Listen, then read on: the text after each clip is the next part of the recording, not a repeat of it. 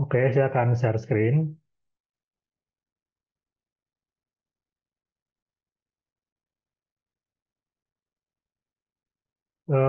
Di layar udah ada ya.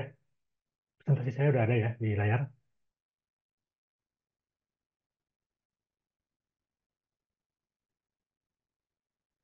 Oke, di sini saya akan membawakan materi tentang manajemen produksi film dan triangle system dari sudut pandang sutradara. Ya, kalau 2 minggu lalu Mbak Tias sudah membawakan dari sudut pandang produser. Di sini saya akan sedikit mengulas bagaimana sih triangle system dari sudut pandang seorang sutradara. Tapi sebelumnya mungkin saya akan sedikit mereview lagi apa yang sudah disampaikan sebelumnya. Ini hanya untuk eh, menyegarkan saja supaya kita lebih paham ya tentang proses produksi film.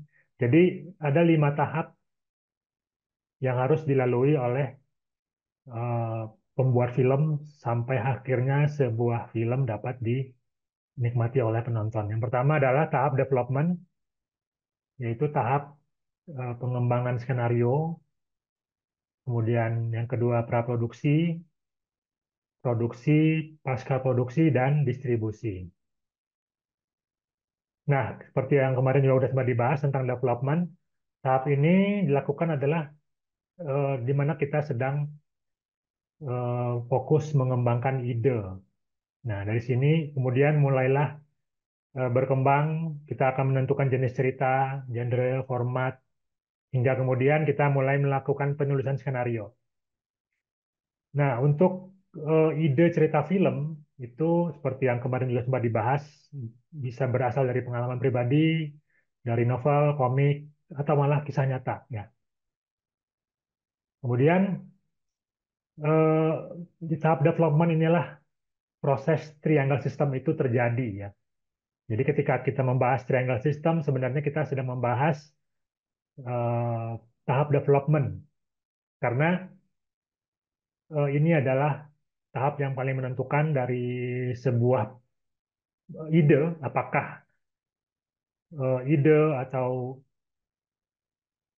cerita yang kita rumuskan, kita susun, kita tulis itu akan mempunyai apa namanya prospek untuk diproduksi. Jadi 3 kepala di sini akan mencoba untuk menganalisa dari sudut pandang masing-masing potensi dari ide dan cerita tersebut. Ya, jadi inti dari development adalah bagaimana sebuah ide itu bisa kita benar-benar bedah, benar-benar kita apa namanya bongkar semua sisinya ya dari sudut pandang bisnis, dari sudut pandang kreatif, dari bagaimana ceritanya bisa kemudian relevan dengan kebutuhan. Nah, itu tema-tema atau topik-topik yang akan menjadi bahasan dari proses development. Ya, jadi proses ini adalah proses yang menjadi apa namanya langkah awal dari sebuah ide untuk masuk ke tahap berikutnya. Nah, ketika kita sudah menemukan formula atau sudah menemukan apa namanya konsep dari sebuah ide, sebuah cerita, kita tentu harus menuliskannya. Nah, hasil dari development adalah sebuah naskah skenario film yang layak untuk diproduksi. Layak itu artinya naskahnya sudah siap untuk diserahkan kepada talent dan kepada kru. Nah, saat itulah kita masuk ke tahap namanya praproduksi. Jadi praproduksi tidak bisa dimulai sebelum kita kita punya sebuah naskah skenario yang sudah memenuhi persyaratan tadi ya. Persyaratannya adalah apa? Layak untuk diserahkan ke kru dan pemain. Karena untuk bisa sampai ke tangan kru dan pemain atau talent, skenario itu sudah benar-benar matang. Sudah benar-benar memenuhi semua kebutuhan. Sudah benar-benar setelah terang benderang menjelaskan apa kebutuhan-kebutuhan yang nanti akan dicoba disiapkan ya, terutama oleh kru. Sedangkan menyangkut talent, mereka harus mendapatkan informasi yang jelas tentang karakter, tentang apa namanya background dari setiap dialog, dari setiap bagian cerita ya, dari setiap scene, dari setiap babak, sehingga mereka bisa masuk ke dalam karakter yang nanti mereka akan perankan. Jadi eh, hal ini menjadi penting karena banyak juga para filmmaker yang sudah memulai praproduksi tapi senarionya sendiri mungkin masih belum layak ya untuk di apa namanya di breakdown oleh terutama oleh kru ya, karena kru itu bekerja berdasarkan request atau berdasarkan arahan dari sutradara yang memberikan panduannya melalui naskah skenario tersebut. Jadi eh, skenario harus mencerminkan 100% ya kebutuhan dari film itu gitu. Terutama menyangkut kayak wardrobe, menyangkut setting, properti yang itu memang tidak bisa ditawar-tawar ya. Kita harus benar-benar bisa memenuhi itu gitu. Karena untuk sebuah proses syuting sangat banyak yang akan kita pertaruhkan gitu. Jadi tidak tidak bisa tahap praproduksi itu diawali dengan skenario yang masih setengah matang. Jadi benar-benar skenario itu harus benar-benar bisa menjadi panduan yang valid gitu. Jadi tidak kemudian di tengah jalan ada lagi yang berubah. Ini akan sangat mengganggu sekali proses produksi film ya. Jadi yang paling penting adalah eh, skenario harus benar-benar utuh, benar-benar lengkap, benar-benar memenuhi semua kebutuhan yang diharapkan dari sebuah cerita itu gitu.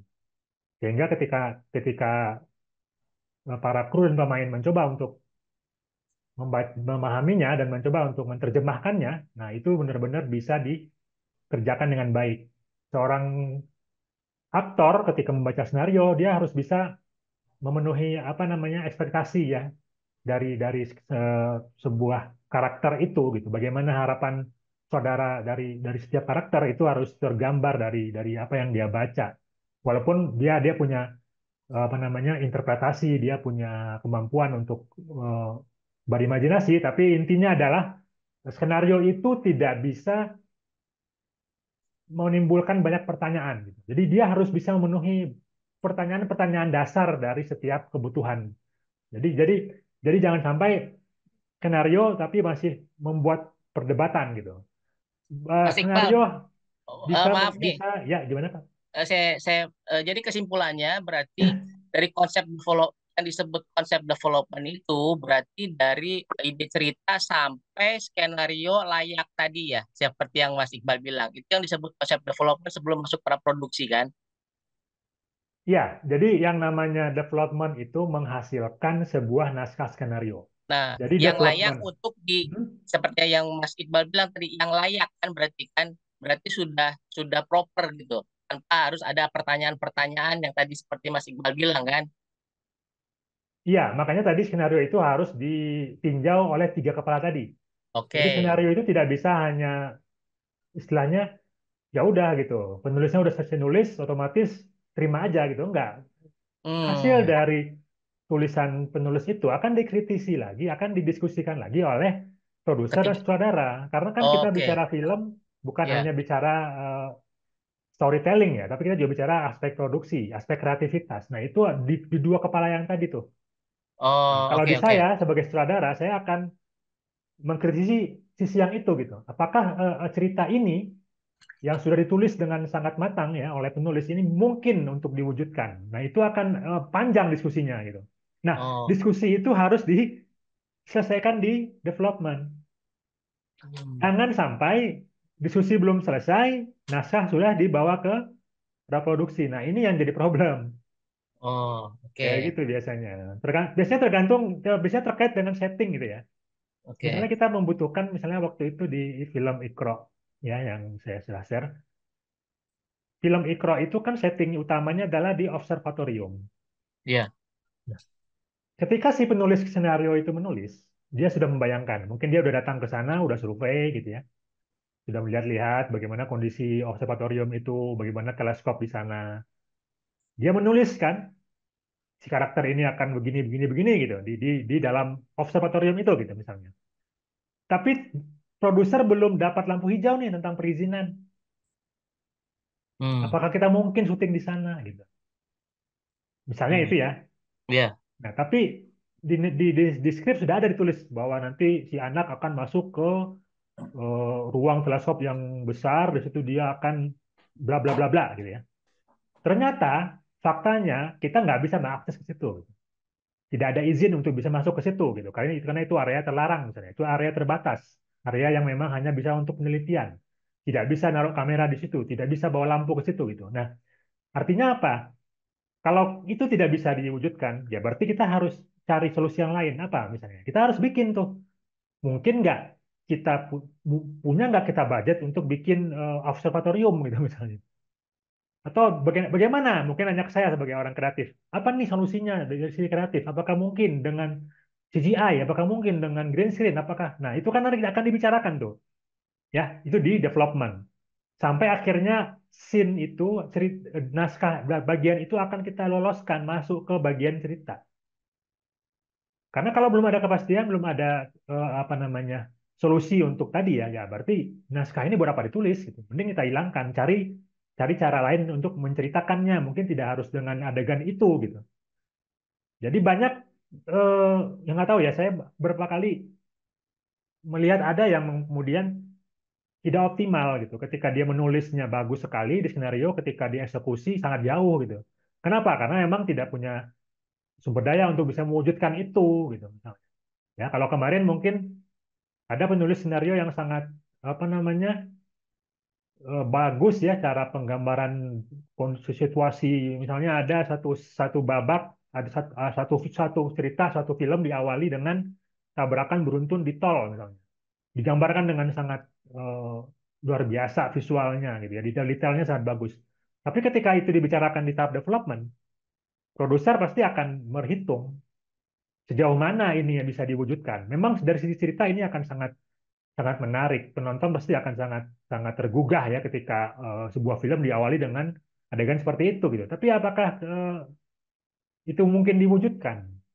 Nah, ketika itu kemudian masih debatable atau masih sangat kecil kemungkinannya untuk diwujudkan, ya mungkin penulis dan saudara akan mengusulkan solusi dari adegan yang itu gitu. Apakah adegannya akan dibuat lebih sederhana atau apakah akan dibuat si apa namanya alternatif adegan yang mungkin tidak harus adegan tabrakan beruntun misalnya, tapi mungkin ada adegan yang lain, mungkin cukup di rumah sakit aja, di situ sudah ada banyak korban misalnya, di situ mungkin lebih mungkin untuk diwujudkan secara budget ya, karena bayangkan sebuah adegan tabrakan beruntun di jalan tol gitu ya, mulai melibatkan banyak sekali figuran, artistiknya juga mungkin tidak gampang ya membuat adegan itu. Jadi ya itu yang kemudian kita selesaikan di development. Makanya di praproduksi itu kru dan pemain itu sudah mendapatkan final dari naskahnya ya. Jadi bukan bukan lagi draft tapi sudah final.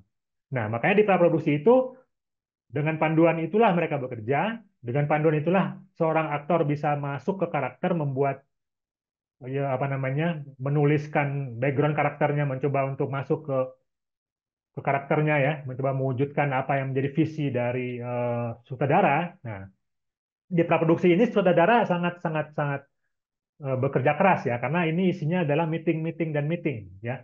Sutradara akan meeting dengan semua divisi, mulai dari divisi kamera, kemudian ke divisi artistik, kemudian juga harus memantau bagaimana perkembangan akting pemain, kemudian juga harus memantau bagaimana kesiapan properti, wardrobe ya, yang ini juga tidak kalah penting.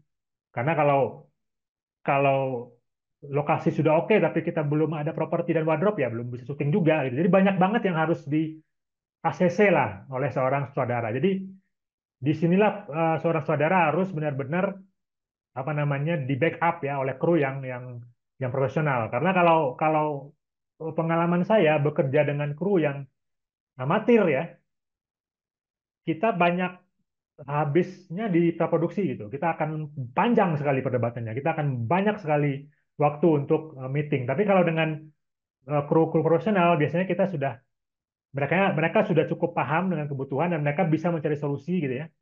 Dan dengan backup dana yang juga cukup, akan lebih mempersingkat waktu praproduksi. Jadi kalau untuk film pendek, praproduksi itu mungkin cukup 1-2 minggu ya, untuk film durasi 10 menit misalnya, dengan kru amatiran. Biasanya dengan cerita yang sederhana juga, yang mungkin seperti yang dicontohkan kemarin film HP Dinas misalnya. HP Dinas itu setahu saya, karena di situ saya sebagai produser, kurang lebih 2 minggu ya kita praproduksinya. Praproduksi 2 minggu, kemudian syutingnya sekitar 3 hari, dengan budget kurang lebih 20-30 juta ya di tahun 2019. Nah, itu sangat sangat apa namanya, ya masuk akal lah untuk sebuah film pendek durasi 15-20 menit. Intinya adalah praproduksi harus apa namanya, dimulai dengan sebuah skrip yang layak tadi. Nah, nah, ketika kita sudah yakin dengan persiapan, semua sudah di checklist ya, semua sudah dikerjakan dengan benar ya, kita masuk ke tahap produksi. Nah, di sini sebenarnya bagi seorang sutradara ya, ini sudah di masa yang lebih santai sebenarnya. Kalau praproduksinya benar, sutradara itu di sini kasarnya hanya bersenang-senang gitu, dan tanda kutip ya. Senang-senang itu artinya eh, kita mencoba untuk bekerja dengan enjoy. Jangan sampai di produksi atau di tahap syuting kita malah stres, kita malah tertekan, karena ini malah membuat membuat banyak hal nanti tidak tidak optimal, terutama di sisi pemain. Ya, pemain ini butuh kita kondisikan se-enjoy mungkin, karena mungkin bagi bagi siapa yang pernah jadi aktor ya, pernah jadi pemain mungkin, waktu syuting itu benar-benar eh, apa ya, tekanan itu sebenarnya besarnya tuh di pemain, karena semua semua tergantung dengan kesiapan dia gitu. Makanya kalau kita bekerja dengan aktor profesional, kita akan sangat terbantu. Karena mereka adalah orang-orang yang terlatih, orang-orang yang mempunyai jam terbang, orang-orang yang sangat sangat apa namanya, berpengalaman dengan situasi itu gitu.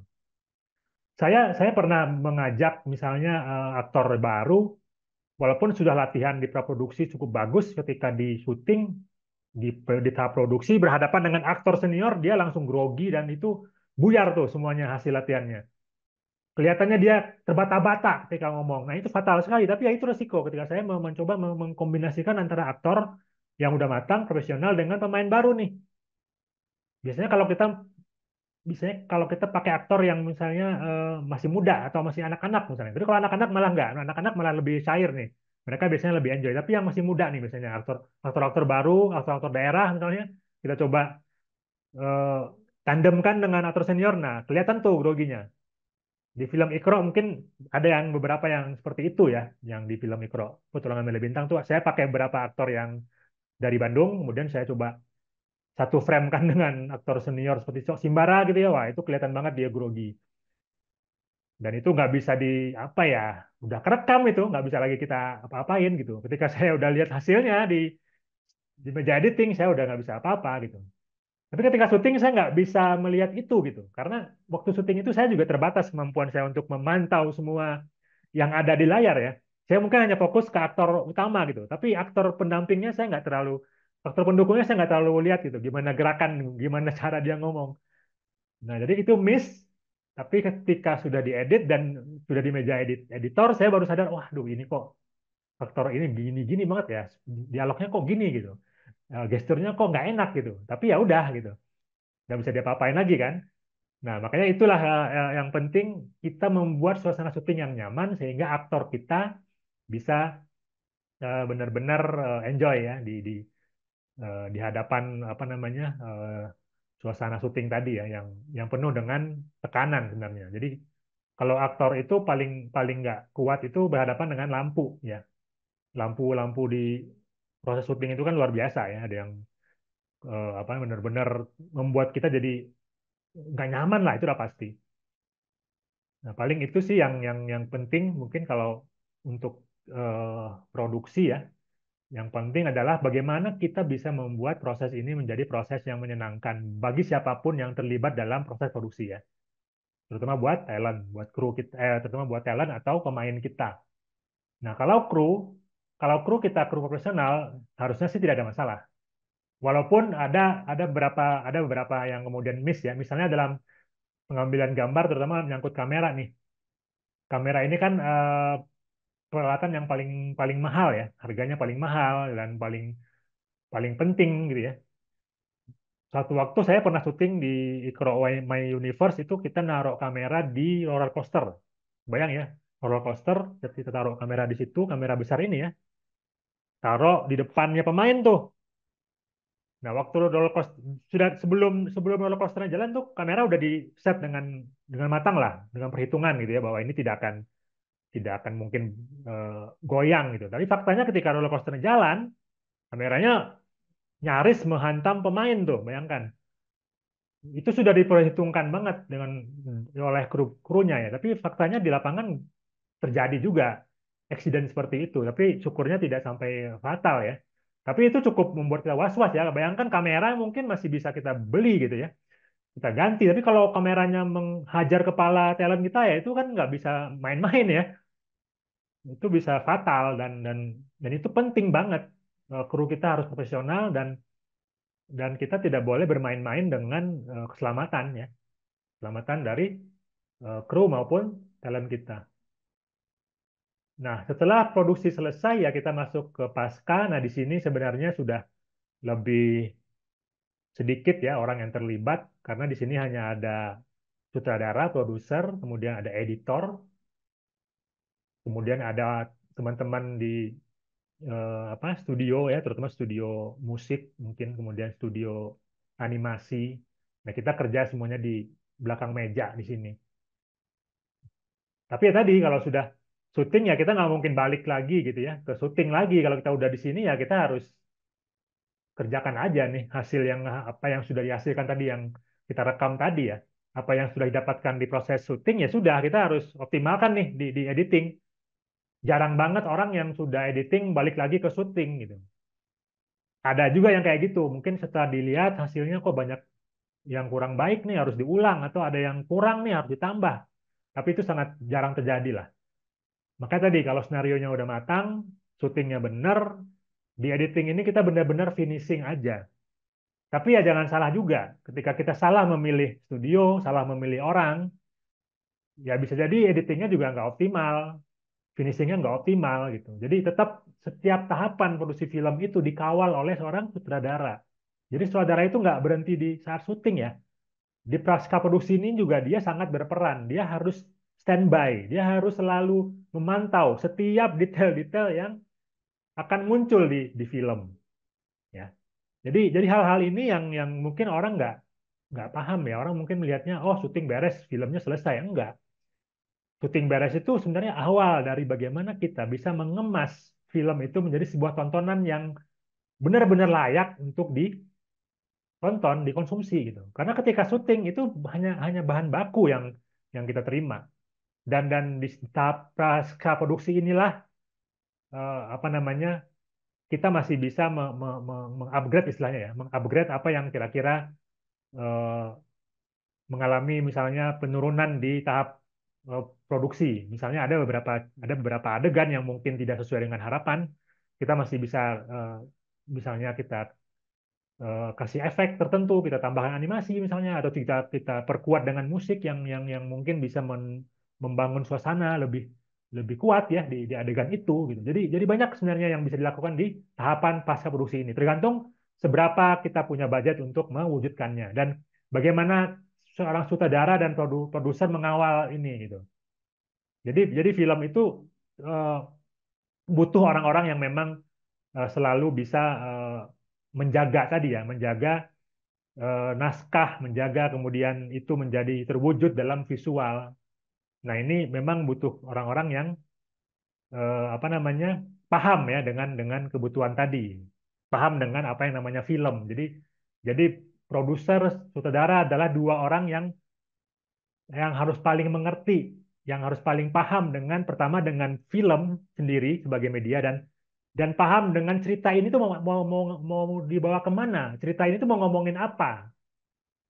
Jadi dua orang ini yang paling paling paling apa krusial menjaga itu gitu. Jadi jangan sampai eh, dua orang ini ketika di pasca produksi dia tidak tidak apa optimal gitu karena orang-orang di studio orang-orang teknis ini mereka bekerja berdasarkan arahan ya arahan dari sutradara dan produser jadi penting penting dipahami bahwa disinilah sebenarnya eh, titik akhir dari film itu kita poles jadi nggak ada lagi kesempatan kita untuk memolesnya hanya di sini terakhir di tahap praproduksi ini dan harus benar-benar apa namanya kita pastikan ya. Makanya ada tahap-tahap yang kemudian harus dilalui sebelum kemudian film ini layak untuk didistribusikan. Jadi ada preview dulu gitu. Jadi sebelum masuk ke bioskop biasanya kita akan nonton nonton dulu di bioskop hasil akhir dari film ini ya yang akan ditonton oleh produser, sutradara, kemudian beberapa orang kru pasca produksi untuk memastikan lagi nih, bener nggak sudah sesuai dengan kualitas yang diharapkan. Jadi kita akan nonton nonton bareng hanya beberapa orang di bioskop, satu kopi filmnya. Setelah itu kemudian selesai ditonton, baru kita putuskan untuk didistribusikan ke bioskop. Nah ini kalau kita ngomongin tentang film layar lebar ya. Jadi panjang sekali memang untuk bisa sampai ke bioskop. Kita benar-benar harus yakin gitu bahwa ini benar-benar sudah layak. Nah selanjutnya ada apa? Tahap yang kelima adalah distribusi. Nah, di sini peran sudah tinggal di seorang produser ya. Jadi sutradara itu sudah tidak terlibat lagi di sini. Sutradara hanya orang yang fokus ke kreatif ya, penanggung jawab kreatif. Jadi bukan yang berhubungan lagi dengan film sebagai sebuah produk yang akan didistribusikan. Jadi di sini mungkin sutradara hanya akan hadir sebagai orang yang nanti mungkin diundang untuk presentasi, untuk konferensi pers ya, tapi dia tidak akan bekerja lagi gitu. Dia hanya akan datang sebagai tamu lah ya, bareng dengan aktor mungkin ikut roadshow gitu. Tapi yang benar-benar bekerja itu adalah seorang produser. Day to day setelah tayang itu, nah itu adalah pertaruhan produser. Bagaimana dia bisa eh, film tadi terdistribusi dengan baik, bisa mencapai target perolehan penonton misalnya.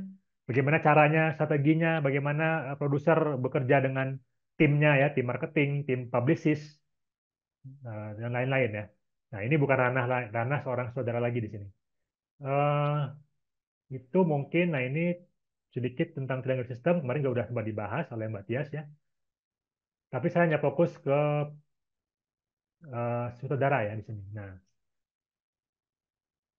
tadi kita udah bahas sedikit tentang alur produksi film. Nah, saya hanya ingin meng-highlight tentang bagaimana sih peran seorang sutradara di triangle system. Nah, tadi kita sudah saya tadi sempat sampaikan bahwa sutradara itu adalah kekuatan kreatif utama ya, penanggung jawab kreatif dari sebuah film. Dia yang mengontrol aspek artistik, dramatis, dan memvisualkan skenario. Kemudian bagaimana dia membimbing kru, teknis, dan aktor dalam mewujudkan visi dari film itu. Nah, visi dari film itu adalah visi seorang sutradara, ya. Jadi bukan produser. Jadi film itu sebagai sebuah sebagai sebuah karya itu sebenarnya menunjukkan visi seorang sutradaranya. Makanya ketika kita baca di poster film, ketika kita tonton di trailer film yang ditonjolkan ada sutradaranya gitu ya, bukan produser. Karena memang sebagai sebuah karya itu adalah milik seorang sutradara. Sebagai sebuah karya ya, bukan sebagai sebuah IP, bukan sebagai sebuah produk. Karena kalau sebagai sebuah produk itu milik dari produser dan inilah ya, owner PH-nya lah. Tapi saudara hanya memiliki sebagai sebuah karya. Nah, apa sih tugas saudara dalam development ya? Yang pertama dia harus memberikan penilaian apakah skenario yang ditulis itu dapat diwujudkan. Nah, tadi kan saya sempat bahas tentang yang kita tulis, yang kita wujudkan itu harus bisa kita apa namanya pertanggungjawabkan gitu. Jadi jangan sampai kita tulis tapi tidak bisa diwujudkan. Buat apa ditulis? Jadi yang ditulis itu harus diwujudkan dan itu yang menggaransi itu adalah saudara. Mampu nggak dia mewujudkan itu? Yang kedua memberikan koreksi. Ya, jadi boleh. Bahkan ada beberapa sutradara yang ikut menulis juga. Jadi ada beberapa saudara ya, misalnya Riri Riza, dia ikut menulis di skenario. Artinya dia merevisi langsung, dia menulis lagi di skenario yang sudah ada itu. Tapi tetap itu eh, bukan dia yang menulis ya, tapi tetap penulis skenario yang punya hak. Tapi dia ikut menuliskan itu artinya dia ikut merevisi. Sampai ke penulisannya, mungkin ada dialog yang menurut dia pengen dia masukkan, boleh. Di situ saudara punya punya wewenang gitu untuk bisa sampai ke situ gitu. Yang ketiga adalah memastikan pesan yang ingin disampaikan termuat dengan solid dalam skenario. Nah, ini susah ini. Ini benar-benar ya ya tadi itu sutradara itu harusnya juga seorang penulis sebenarnya. Walaupun dia bukan penulis skenario tapi dia harus bisa menulis lah. Jangan sampai saudara itu benar-benar hanya fokus ke visual tapi ketika diminta untuk menyampaikan apa namanya eh, maksud atau keinginannya itu dia tidak bisa menuliskannya gitu. Jadi menulis itu juga harus menjadi skill yang harus dimiliki oleh seorang sutradara ya. Walaupun dia tidak harus menjadi penulis skenario. Nah, intinya itu eh, sutradara harus benar-benar apa namanya menjadikan penulis skenario itu apa namanya ya, mereka harus duet lah ya, harus benar-benar bisa bekerja sama, bukan gontok-gontokan, bukan salah menyalahkan gitu, tapi harus saling bekerja sama, saling memahami, saling eh, apa namanya bersinergi untuk bisa mau menghasilkan sebuah cerita yang benar-benar kuat, benar-benar bisa diwujudkan ya. Karena buat apa kita bikin cerita, bikin tulisan panjang-panjang, tapi ketika di tahap visual kita nggak mungkin mewujudkannya gitu. Jadi yang kita tulis itu tadi ya saya bilang, yang kita tulis itu harus kita wujudkan. Jadi jangan sampai kita menulis sesuatu yang nggak mungkin diwujudkan ya, nggak usah ditulis seperti itulah. Karena itu hanya akan membuat apa ya, itu hanya akan mengganggu lah intinya. Jadi ketika kita membuat skenario, kemudian di situ ada poin-poin yang itu nggak ada gitu, nggak mungkin diwujudkan, tapi kita masukkan juga, itu hanya akan membuat permasalahan nanti di tahap praproduksi. Jadi yang harus dipastikan ketika development adalah apa yang ditulis itu sudah digaransi oleh seorang saudara akan diwujudkan. Begitu mungkin dari saya untuk sementara ya. Nanti saya ada materi yang kedua. Ada yang mau didiskusikan terkait development atau triangle system ya dari sudut pandang seorang sutradara. Silakan. Mas Iqbal, berarti konsep development sampai skenario itu benar-benar menentukan ya jalannya suatu produksi film ya. Jadi kan harus layak, terus nanti sebagai sutradara juga berhak menentukan apakah dialog atau apa yang tidak bisa divisualisasikan atau tidak gitu ya. Jadi sutradara juga memberi masukan banyak juga ke skenario ya.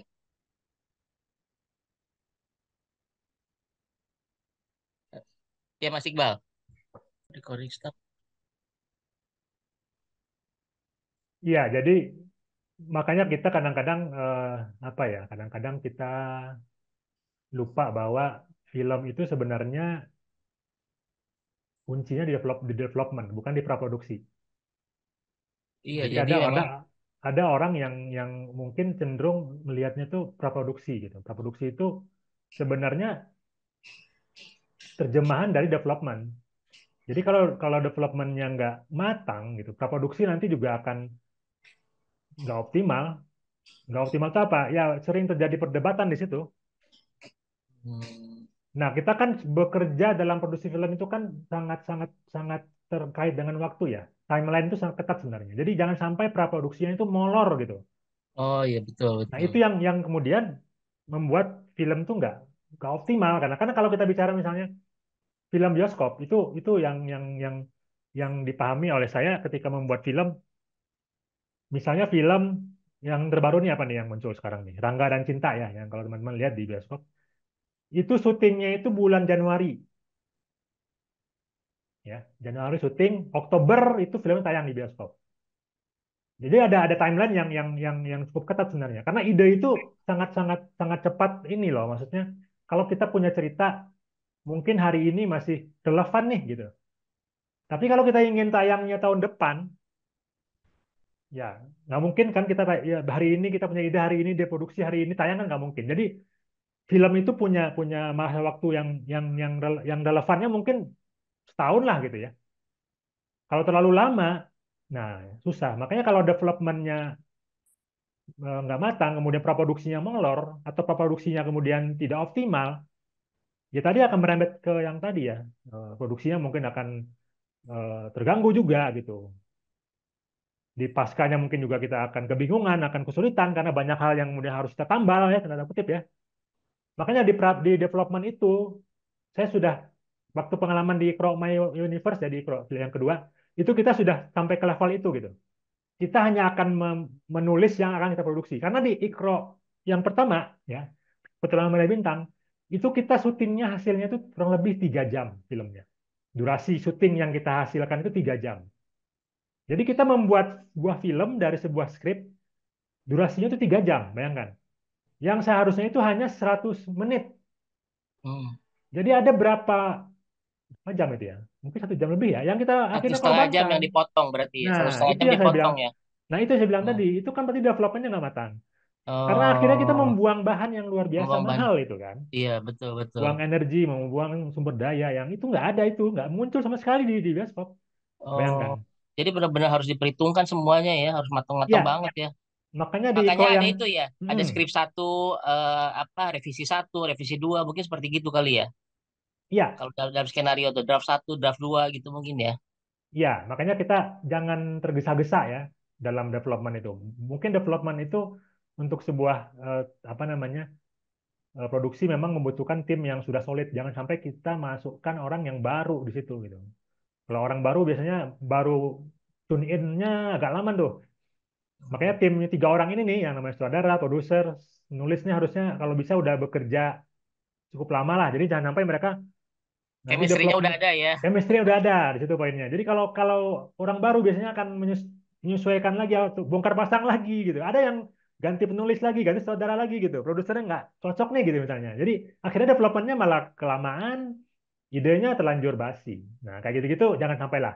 Jadi kita kalau udah punya ide, cari teman yang memang udah cukup lama dengan kita dan kita bisa baca dia akan cepat gitu masuk ke tahap development ini dan kemudian di tahap berikutnya juga bisa lebih lancar gitu. Jadi penting banget development ini eh, yang yang yang itu kemudian menjadi salah satu apa ya kalau saya bilang kekuatan dari film-film yang box office itu. Kalau kita lihat film-film box office biasanya itu adalah orang-orang yang memang eh, tim yang udah lama gitu, orang-orang yang sudah bekerja mungkin di beberapa produksi, kemudian mereka solid dan kemudian bikin lagi. Nah, makanya butuh orang-orang butuh sebuah apa namanya keberlanjutan dalam sebuah produksi film itu. Jadi jangan jangan terlalu sering bongkar pasang gitu.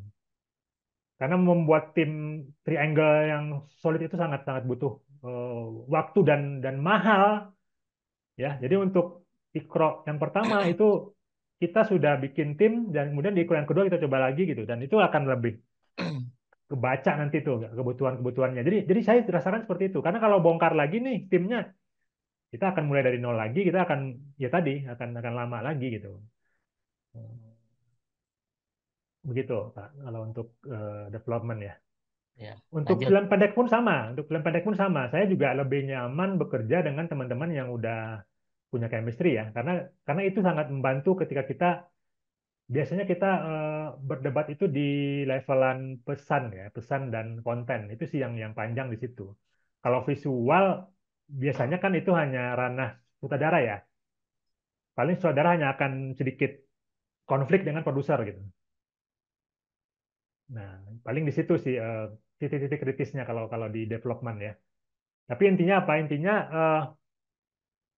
harus orang-orang yang memang paham dengan apa yang ingin ingin disampaikan oleh oleh cerita itu gitu. Jadi jangan kita terlalu apa melihat cerita itu kan kadang-kadang ada ego-ego ya. Ada orang yang penulis punya ego gitu. Saudara juga punya ego. Nah, itu yang biasanya yang harus diredam, harus bisa dikompromikan. Nah, di development nah, itu tuh yang jadi bahan utama nih pembahasannya itu sebenarnya. Produser lah yang akhirnya menengahi itu. Itu yang terjadi ya di tahap development. Makanya produser itu harus yang lebih senior. Produser itu orang yang harus lebih mengerti gitu. Jadi bukan bukan sutradara sebenarnya yang lebih mengerti film. Harusnya yang lebih mengerti film itu adalah produser. Jadi kepala produksi itu tetaplah produser, bukan sutradara. Sutradara adalah kepala kreatif. Nah, ini yang harus dipahami oleh seorang sutradara. Jadi dia tidak boleh apa namanya merasa lebih dari produser. Bagaimanapun produser itulah yang harus menjadi acuan akhir ya dari sebuah perdebatan ketika kita belum menemukan solusi di tahap development. Begitu sih Pak kalau di development ya di triangle system. Ada lagi yang mau didiskusikan tentang peran sutradara? Saya mau tanya, eh, Ya, ya, apa namanya? ya Bang. Kalau ada nggak apa sutradara merangkap produser atau penulis merangkap produser? Karena kalau penulis merangkap produser kan mungkin konflik kepentingannya itu akan sangat tajam ya. Eh, Penulis ingin ceritanya disampaikan utuh, sementara produser akan bahas kendala-kendala anggaran kan gitu. Tapi kalau sutradara merangkap produser saya nggak tahu. Sutradara apakah biasa kalau bekerja sebagai sutradara aja apakah juga ada berurusan sedikit banyak dengan angka-angka dengan anggaran itu Kalau pertanyaan. pengalaman saya Bang, kalau untuk film pendek, sutradara dan produser dirangkap masih mungkin. Saya sering melihat seperti itu. Jadi untuk HP Dinas misalnya, atau bukan HP Dinas, untuk film pendek, saya pernah dapat kerjaan dari Indonesia TV itu kita ngerjain film pendek durasi 15 menit untuk program TV ya itu masih mungkin lah ya karena memang nggak banyak faktor yang perlu diperdebatkan lah kalau di produksi seperti itu. Tapi kalau untuk film layar lebar itu nggak banyak sih yang dipercaya seperti itu gitu. Mungkin dia produser merangkap sutradara, tapi sebenarnya ada produser bayangan lagi di belakang sebenarnya yang juga berperan, tapi mungkin tidak disebutkan aja gitu. Atau ada associate producer atau ada eksekutif producer mungkin juga yang berperan lebih di situ mungkin. Jadi agak susah sih karena nggak mungkin ada sutradara yang juga cukup paham dengan hitungan-hitungan itu ya, hitungan-hitungan produksi yang jelimet ya. Kalau yang sederhana mungkin masih mungkin, tapi kalau untuk yang udah detail-detailnya sangat banyak, kayaknya sutradara akan tersita waktunya gitu dan akan berat gitu. Di waktu yang sama dia juga harus memikirkan itu gitu ya. Karena beban kreatif itu kan luar biasa Bang. Jadi kita dari naskah aja kita udah harus benar-benar pantengin tuh. Kemudian karakter-karakter kita.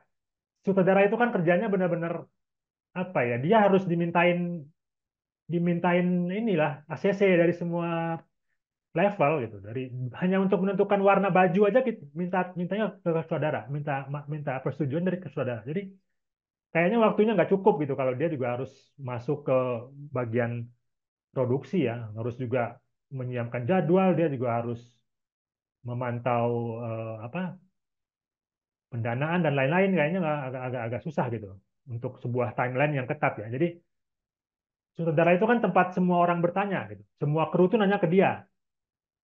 Pemain pun begitu. Pemain akan diskusinya dengan sutradara pertama kali ya untuk karakter-karakter yang ada di setiap cerita itu. Jadi waktunya akan sangat tersita untuk hal-hal yang sebenarnya kreatif. Jadi kalau dia juga harus ke produksi, kemungkinan kepalanya nggak bakal cukup gitu. Walaupun ada yang mungkin dia sangat berbakat ya mungkin atau memang dia pengen ya atau karena mungkin dia yang punya dananya juga mungkin ya bisa aja sih dia dia mengklaim bahwa dia produser dan dia saudara bisa-bisa aja gitu yang kayak gitu tapi kalau yang normal idealnya dipisah gitu kemudian kalau penulis merangkap produser ada yang kayak gitu juga ada itu malah lebih lebih enak sebenarnya sih karena dia mungkin menulis dengan lebih rasional. Kalau penulis-penulis yang tidak punya visi produser dia akan sangat mungkin lebih apa ya keras kepala lah ya dia punya imajinasi yang mungkin saya pengennya begini dan mungkin dia punya alasan tapi dari sisi produksi susah gitu karena dia mungkin belum memahami itu ya belum masuk ke situ gitu tapi penulis-penulis yang sudah triangle itu biasanya nggak gitu ya pasti sudah nyetel lah istilahnya jadi sangat sangat mungkin ya ada penulis yang merangkap jadi produser, itu sangat mungkin. Tapi kalau produser dan saudara dirangkap akan agak ribet sih komunikasi. Ya mungkin aja tapi agak ribet aja sih. Karena dalam waktu bersamaan memikirkan dua hal yang sebenarnya berbeda ini gitu. Nggak cukup inilah, sebenarnya nggak nyambung lah. Ya nggak nyambung antara kreatif dengan produksi itu sebenarnya nggak nyambung kalau dipikirnya oleh satu orang. Harus dipisah sih ya, idealnya. Gitu, Bang. Oke.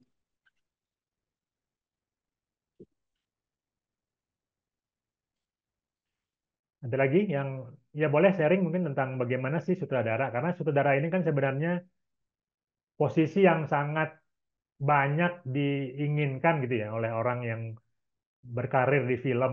Orang tuh kalau ditanya mau jadi apa sih, pasti pengen jadi sutradara gitu. Tapi rata-rata mereka nggak cukup tahu gitu apa sih sebenarnya apa namanya apa sih kemampuan atau skill apa sih yang harusnya dimiliki oleh seorang sutradara.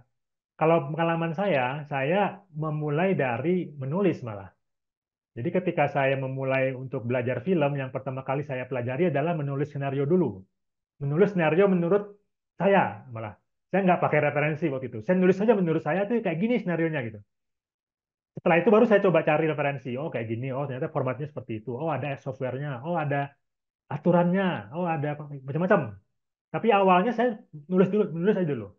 Karena dari situ saya bisa belajar mencoba untuk bagaimana mengkomunikasikan ide kita nih gitu. Ya, kita harus menulis. Jadi bagaimanapun seorang sutradara itu harus harus belajar menulis. Kemudian dia juga harus banyak baca, ya kan? Sutradara kita mungkin nggak banyak yang hobi baca ya. Ada beberapa yang hobi baca, tapi nggak semua gitu. Padahal yang pertama kali itu adalah bagaimana dia bisa membaca skenario. Jadi kalau seorang sutradara nggak bisa baca skenario itu fatal sebenarnya. Tapi banyak yang kayak begitu. Dia cuma baca sekilas, habis itu dia punya baca sendiri. Dia nggak benar-benar baca. Jadi dia sebenarnya saudara yang mungkin kasarnya apa ya? Dia sibuk dengan pikiran dia lah gitu. Jadi skrip tuh kayak jadi apa ya? Jadi syarat aja. Oh ada skenario-nya gitu. Tapi intinya tetap kepala dia nanti yang akan dia wujudkan. Nah itu yang saya bilang nggak benar cara kerja kayak gitu. Karena masing-masing itu punya punya punya peran gitu. Jadi apa yang ditulis itu sebenarnya harus harus kita yang udah disepakati ya. Jadi skenario itu kan satu yang udah disepakati nih, udah disepakati di tahap development. Tapi ketika nanti di tangan saudara tiba-tiba berubah tuh, bisa aja kayak gitu. Kalau saudaranya nggak baca skripnya, dia tidak merasa memiliki skrip itu gitu. Dia ngerasa ini kan cuma ditulis sama penulis, saya bisa lagi nih ngubah, saya bisa lagi ngembangin. Nah ini yang terjadi di film-film, mungkin ada di film-film pendek atau di film-film yang mungkin diproduksi dengan tahapan yang tadi ya kurang kurang tepat gitu ya. Artinya tidak ada triangle-nya mungkin. Jadi ada kan yang kayak begitu. Jadi sutradaranya baru muncul ketika syuting gitu ya. Atau praproduksi maksudnya. Jadi di development dia nggak ada. Jadi development tuh hanya produser sama penulis. Ya udah setelah itu barulah di tahap praproduksi dipanggil saudaranya gitu. Nah saudaranya jadi nggak merasa memiliki skripnya gitu. Akhirnya ya saya ubah-ubah aja deh gitu. Ini kayaknya dialognya nggak enak, dia ubah gitu kan. Itu kan nggak enak ya. Maksudnya nggak kayak gitu harusnya gitu. Jadi harusnya ya dia ikut di tahap development. Jadi ketika di praproduksi tetap itu jadi panduan. Jadi tidak diubah lagi, ditambah-tambah lagi gitu. Itu kan membuang waktu dan tidak tidak efektif secara kerjaan ya. Kerjaan kita jadinya nggak efektif kalau kita tidak ngikutin sistemnya gitu. Kemudian ya tadi ya, saudara itu harus harus bisa minimal dia harus pernah megang kamera lah. Jangan sampai dia buta kamera sama sekali gitu. Jadi dia harus paham kamera lah, paham minimal dia tahu lah angle-nya tuh yang seperti apa. Dia harus memahami visual yang apa yang mungkin muncul dari sebuah layar apa dari sebuah tangkapan kamera itu seperti apa sih gitu. Jadi jangan jangan jangan apa jangan buta sama sekali dengan kamera. Dia juga harus bisa ngedit film. Saya juga belajar ngedit film gitu. Jadi semua apa namanya semua tahapan-tahapan itu coba saya pelajari sendiri, saya coba kerjakan lah. Jadi saya bisa berempati nantinya juga ketika syuting dengan tim kamera yang sudah bekerja keras ya ketika syuting. Jadi kru yang paling bekerja keras ketika syuting adalah kru kamera. Mereka yang sangat menentukan gitu. Kalau kalau mereka bekerja benar, timeline produksi itu bisa benar-benar solid ya, tidak molor. Karena kalau tim kameranya bekerja dengan amburadul itu akan memakan waktu produksi yang panjang, akan menambah waktu lagi gitu. Jadi tim kameranya harus sangat ini ya, solid. Kemudian tadi ya tidak ada perdebatan lagi dengan sutradara. Ada yang terjadi seperti itu gitu kan. Sutradaranya berdebat dengan tim DOP, tim kamera. Nah, di saat syuting gitu kan. Nah, itu kan fatal. Hal seperti itu tidak boleh terjadi. Jadi bagaimana itu harus dipahami juga oleh seorang saudara. Dia harus tahu batasan-batasan sehingga produksi itu tidak terganggu gitu. Karena banyak orang memposisikan saudara itu seolah-olah boleh melakukan apapun gitu. Nggak gitu juga gitu. Kita ada kode etiknya juga. Kita ada job desk-nya juga. Kita nggak boleh, oh saya saudara nih, saya bisa intervensi macam-macam. Nggak juga gitu. Ada hal-hal yang sudah disepakati. Harusnya kita tidak ubah lagi, tidak kita pertanyakan lagi. Nah, ini juga penting ya bagi orang yang belajar atau pengen menjadi sutradara. Dia harus tahu posisi dia gitu. Jangan sampai dia jadi jadi raja lah, seolah-olah apa yang dia pengen tuh harus diwujudkan gitu. Nggak boleh didebat, nggak boleh apa intinya kru itu harus tunduk. Nah, nggak kayak gitu, nggak kayak gitu. Apalagi di produksi yang udah semakin sekarang produksi kan udah semakin baik ya. Apa namanya, tidak lagi kayak dulu ya. Kalau dulu mungkin memang sutradara itu seolah-olah benar-benar nggak bisa ditawar-tawar lah istilahnya. Kalau dia udah punya ide, kalau dia udah punya kemauan, mau nggak mau gitu, harus dipenuhi gitu. Dan kadang-kadang itu produser yang akhirnya jadi ketiban ininya kan, karena ya mengubah lagi kesepakatan yang udah disusun sebelumnya, yang udah dirapatkan sebelumnya, dan itu terjadi di banyak produksi. Kalau sekarang karena sebagian besar ya saudara saudara dan kru itu sudah sekolah film, mereka kayaknya nggak gitu lagi gitu. Kalau dulu mungkin banyak seniman-seniman yang jadi sutradara gitu kan, dan di situ mereka mungkin kurang kurang bisa masuk ke flow kerja film yang biasa gitu, yang seharusnya. Mungkin ada yang tahu sutradara yang masih kayak gitu ya, mungkin ada kayak Garin ya, Garin itu termasuk sutradara yang nyeni lah. Dia bisa aja tiba-tiba ketika syuting itu mengubah jadwal gitu. Ah, kita ubah nih, kita nggak mau ngambil gambar ini dulu gitu, bisa. Yang itu nggak ada di jadwal, nggak ada di jadwal yang disepakati gitu. Tapi krunya mau nggak mau manut. Kenapa ya? Karena udah tahu kalau Garin memang seperti itu. Dia nggak bisa di apa ya diganggu. Kalau dia memang udah punya ide di tengah-tengah syuting tiba-tiba dia mau berubah, boleh-boleh aja, itu udah krunya udah tahu semua lah. Tapi kalau saudara yang lain kayaknya agak susah kalau seperti itu. Karena tadi itu akan terimbas ke jadwal, terimbas ke kerja kru juga yang akan kewalahan gitu menghadapi saudara yang seperti itu, yang tiba-tiba punya keinginan di tengah-tengah syuting ya yang nggak ada hubungannya dengan apa yang sebelumnya sudah disepakati gitu. Tapi ya itu sah-sah aja sih selama timnya siap dan produsernya siap, ya nggak ada masalah juga gitu. Tapi intinya itu seorang saudara itu harus mempelajari ya semua aspek dalam produksi film. Tidak boleh dia tidak tahu, tidak boleh dia nol di situ. Bahkan untuk jadi aktor pun dia harus belajar acting, dia harus belajar teater, dia harus bisa ya berempati lah. Gimana sih seorang aktor itu gitu ya. Jadi jangan sampai dia nggak peduli gitu dengan krunya, nggak peduli dengan aktornya. Dia sibuk perintah-perintah aja gitu, nggak kayak gitu. Jadi saudara itu orang yang harusnya paling paling bijak, yang paling bisa menjadikan suasana syuting itu kondusif. Nah, bayangkan aja kalau waktu syuting ya dengan tekanan seperti itu, sutradaranya marah-marah aja gitu kan, ngamuk-ngamuk gitu, lempar-lempar gitu kan. Nah, itu kan nggak enak ya, nggak kondusif banget, dan itu sangat mengganggu sebenarnya. Nah, terutama buat aktor lah, ya yang benar-benar harus prima ketika di depan kamera. Oke, ada lagi pertanyaan sebelum saya masuk ke materi berikutnya?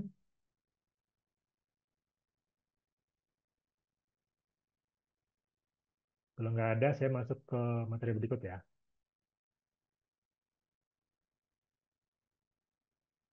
Oke, jadi sekarang saya akan bahas tentang dasar penyutradaraan. Jadi kalau tadi kita bahas hanya sekilas tentang alur produksi, kemudian bagaimana peran sutradara ketika dia di tahap development atau training system, di sini saya akan masuk ke dasarnya ya. Jadi ini lebih ke apa sih sutradara itu, ya tadi kita sudah sempat juga bahas, dia adalah seorang yang menentukan visi kreatif, ya, visi kreatif. Kemudian dia memiliki kontrol terhadap pilihan-pilihan kreatif, mulai dari keaktoran. Jadi yang menentukan aktor, yang memilih aktor ketika casting itu adalah sutradara. Tata visual, suara, jadi aspek visual dan suara, sampai musik. Nah itu semuanya adalah ranah dari seorang sutradara. Ya, itu sudah ada di kepala sutradara. Kasarnya gini, sutradara itu sudah di kepala seorang sutradara itu film itu sudah selesai. Itu kasarnya. Jadi nggak lagi sebenarnya sutradara itu nggak perlu bikin film lah. Karena di kepala dia film itu sudah selesai. Jadi apapun yang berhubungan dengan film itu harus bisa dijawab oleh seorang sutradara. Apapun pertanyaan yang muncul harus dijawab oleh sutradara. Mulai dari apa? Gimana bentuk lokasinya? Bagaimana fisik dari aktornya? Bagaimana kostumnya? Bagaimana suasana dari setting? Bagaimana nanti musik dari film ini? Di mana musiknya muncul? Sampai hal-hal yang detail-detail seperti itu tuh sudah selesai di kepala sutradara.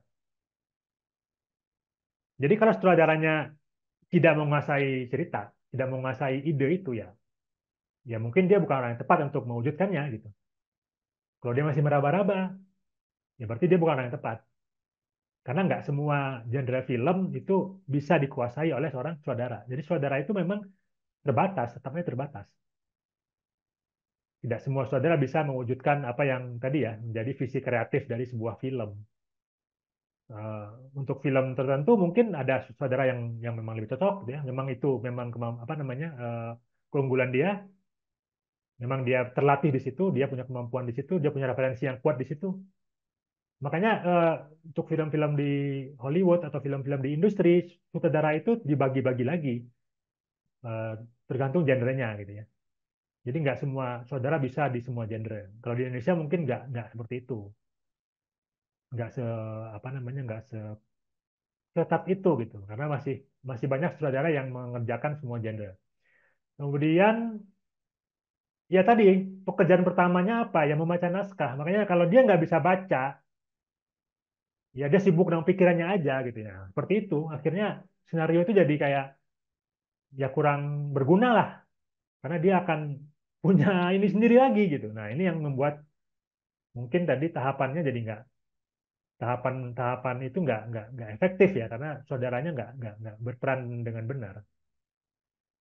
Nah, yang penting adalah kalau kita bicara film, ada dua unsur yang ini juga mungkin sempat dibahas ya di materi penulisan skenario. Unsur naratif, kemudian sinematik. Kalau unsur naratif, ya itu kita bicara tentang sesuatu yang abstrak ya, cerita, pesan itu abstrak kan, nggak kelihatan itu. Nah, bagaimana itu bisa kelihatan ya? Perlu unsur sinematik. Bagaimana itu bisa diterjemahkan ya, diterjemahkan dalam visual. Nah, inilah pekerjaan dari seorang sutradara. Makanya sutradara itu bisa bisa punya background desain komunikasi visual misalnya. Dia punya bisa background ilmu komunikasi misalnya. Bisa bisa aja sih background-background seperti itu untuk masuk ke posisi sebagai sutradara. Orang-orang yang memang punya kemampuan literasi yang kuat, harus harus punya literasi yang kuat ya. Karena nggak gampang bisa menerjemahkan naskah verbal menjadi sebuah visual. Ya. Nah, tanggung jawab saudara itu apa sih? Ini namanya tanggung jawab dia. Dia bertanggung jawab terhadap mise en scene. Mise en scene itu apa? Ya ini adalah istilah sinema ya, istilah yang berlaku umum. Kalau kita bicara film pasti kita akan membahas ini. Jadi film itu adalah panggung yang dibatasi oleh frame. Nah ini yang harus kita pahami nih. Kita dibatasi sebenarnya. Dan itu sangat apa ya? Itulah yang membuat film menjadi menarik ya. Ketika kita melihatnya itu adalah sebuah frame. Kita sebagai orang kreatif bisa memanfaatkan itu sebenarnya. Jadi apa yang terlihat itu ya makanya kalau kalau kita bicara teknis kamera ada yang namanya framing gitu kan. Ya karena memang kita memframing, kerjaan kita memang bikin framing gitu. Film itu framing sebenarnya. Kita membuat sebuah apa namanya cara pandang. Kita menyampaikan cara pandang kita. Makanya sutradara itu harus orang yang harusnya dia punya ideologi yang jelas. Jangan sampai dia ya udahlah saya apapun gitu saya akan kerjakan gitu, enggak gitu harusnya. Sutradara besar yang saya tahu itu orang-orang yang sangat kuat ideologinya. Mereka punya punya apa namanya apa namanya punya reputasi panjang lah ya, punya punya referensi panjang sebagai seorang tokoh. Dia punya bacaan yang mungkin cukup memperkuat itu gitu. Jadi tidak sederhana seorang sutradara itu. Dia harus harus ya di level itulah. Kalau kalau mungkin di strata pendidikan gitu ya yang saya pahami mungkin minimal dia sekolahnya S2 lah. Jadi nggak mungkin SMK. Kalau SMK kayaknya belum bisa jadi sutradara. Dia harus naik ke level itu gitu, ke level S2 untuk bisa menjadi seorang sutradara yang benar-benar solid sebagai sebagai seorang kreator ya. Bukan hanya jago memvisualkan sesuatu gitu, tapi juga bisa menyampaikan makna yang diselipkan dari visual-visual itu gitu. Kalau orang hanya bisa bikin gambar bagus, ya mungkin cukup cukup belajar sinematografi aja.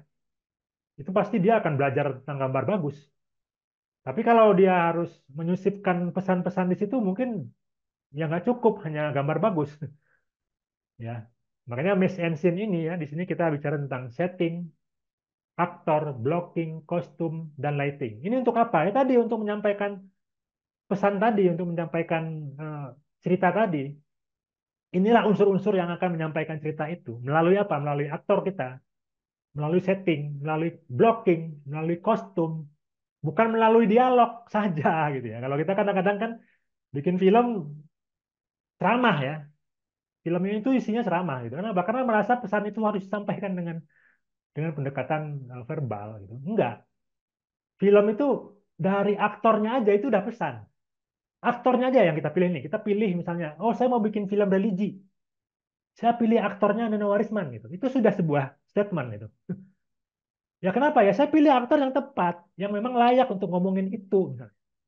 Nah itu di situ kelihatan tuh eh, background seorang aktor.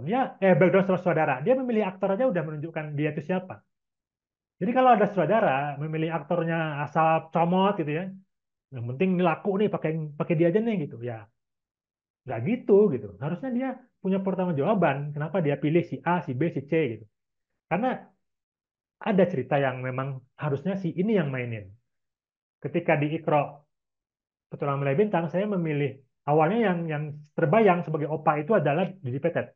Karena saya udah mengikuti tuh bagaimana seorang Didi Petet sebagai seorang aktor ya. Dia dia bukan sembarang aktor, dia aktor yang udah jadi suhu lah ya.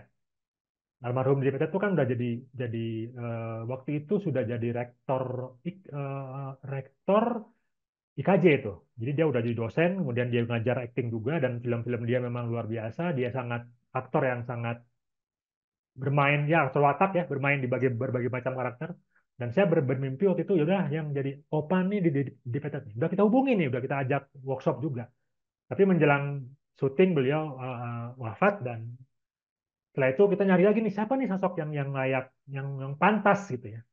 Karena ini kan nggak sembarangan nih, dia akan menjadi sentral di film ini.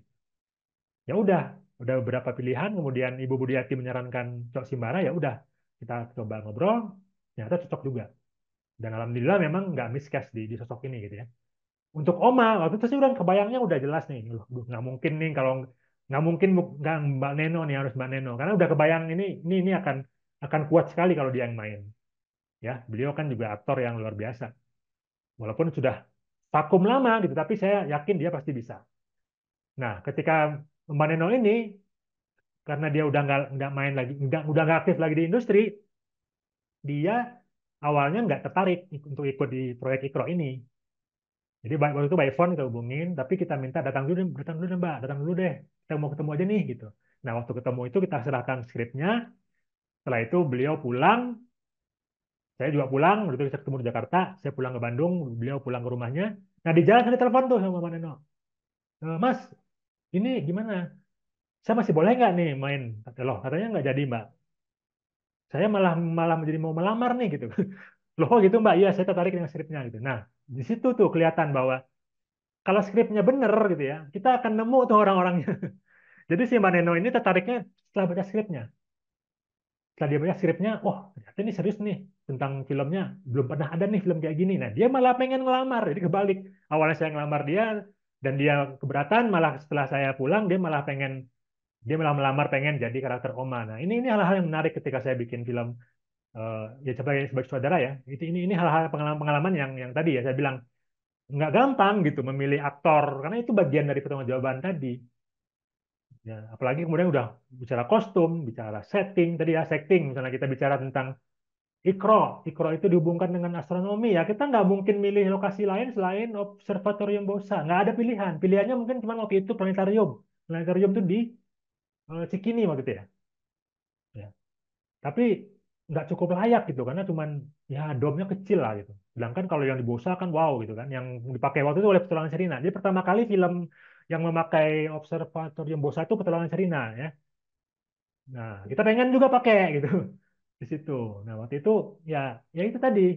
Kalau kita nggak bisa dapat izin ya film mikro mungkin nggak pernah diproduksi karena itu setting yang mutlak harus bisa kita dapatkan izinnya. Karena kalau kita mau bikin juga nggak mungkin ya nggak ada budget juga untuk bisa mewujudkan setting seperti itu. Jadi dari itu Miss and Scene ini panggungnya sutradara nih. Dia yang menentukan apa yang bakal muncul, seperti apa aktornya nanti akan bergerak, akan bertutur, bagaimana aksi-aksinya gitu ya.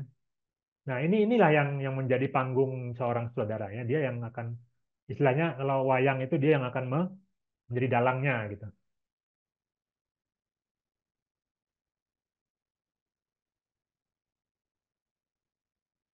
Nah, tadi dibahas ini juga tadi ya tentang mise-en-scene. Jadi yang mendasar dari sebuah layar atau sebuah panggung film itu adalah ya karakter tadi. Jadi jangan jangan miscast. Sutradara itu pertaruhan pertamanya adalah dia nggak boleh miscast. Dia harus benar-benar yakin dengan pilihan talentnya, dengan pilihan aktornya. Karena inilah orang yang akan menjadi penyambung lidah seorang sutradara, penyambung lidah, penyambung dari apa tadi, apa ya, cerita kita itu diwujudkan gitu, diperankan, diformalkan oleh aktor kita. Jadi jangan pernah salah milih aktor. Jangan jangan jangan pertaruhkan sisi aktor lah. Film boleh kalau boleh saya bilang film itu aktor gitu kasarnya. Kalau filmnya mau secanggih apapun teknologi yang dia punya, di situ kita pakai kamera semahal apapun, kalau aktornya nggak cocok gitu, orang akan terganggu ketika di bioskop. Karena yang ditonton itu bukan bukan kemegahan atau kecanggihan filmnya aja, tapi yang pertama kali ditonton itu adalah aktornya.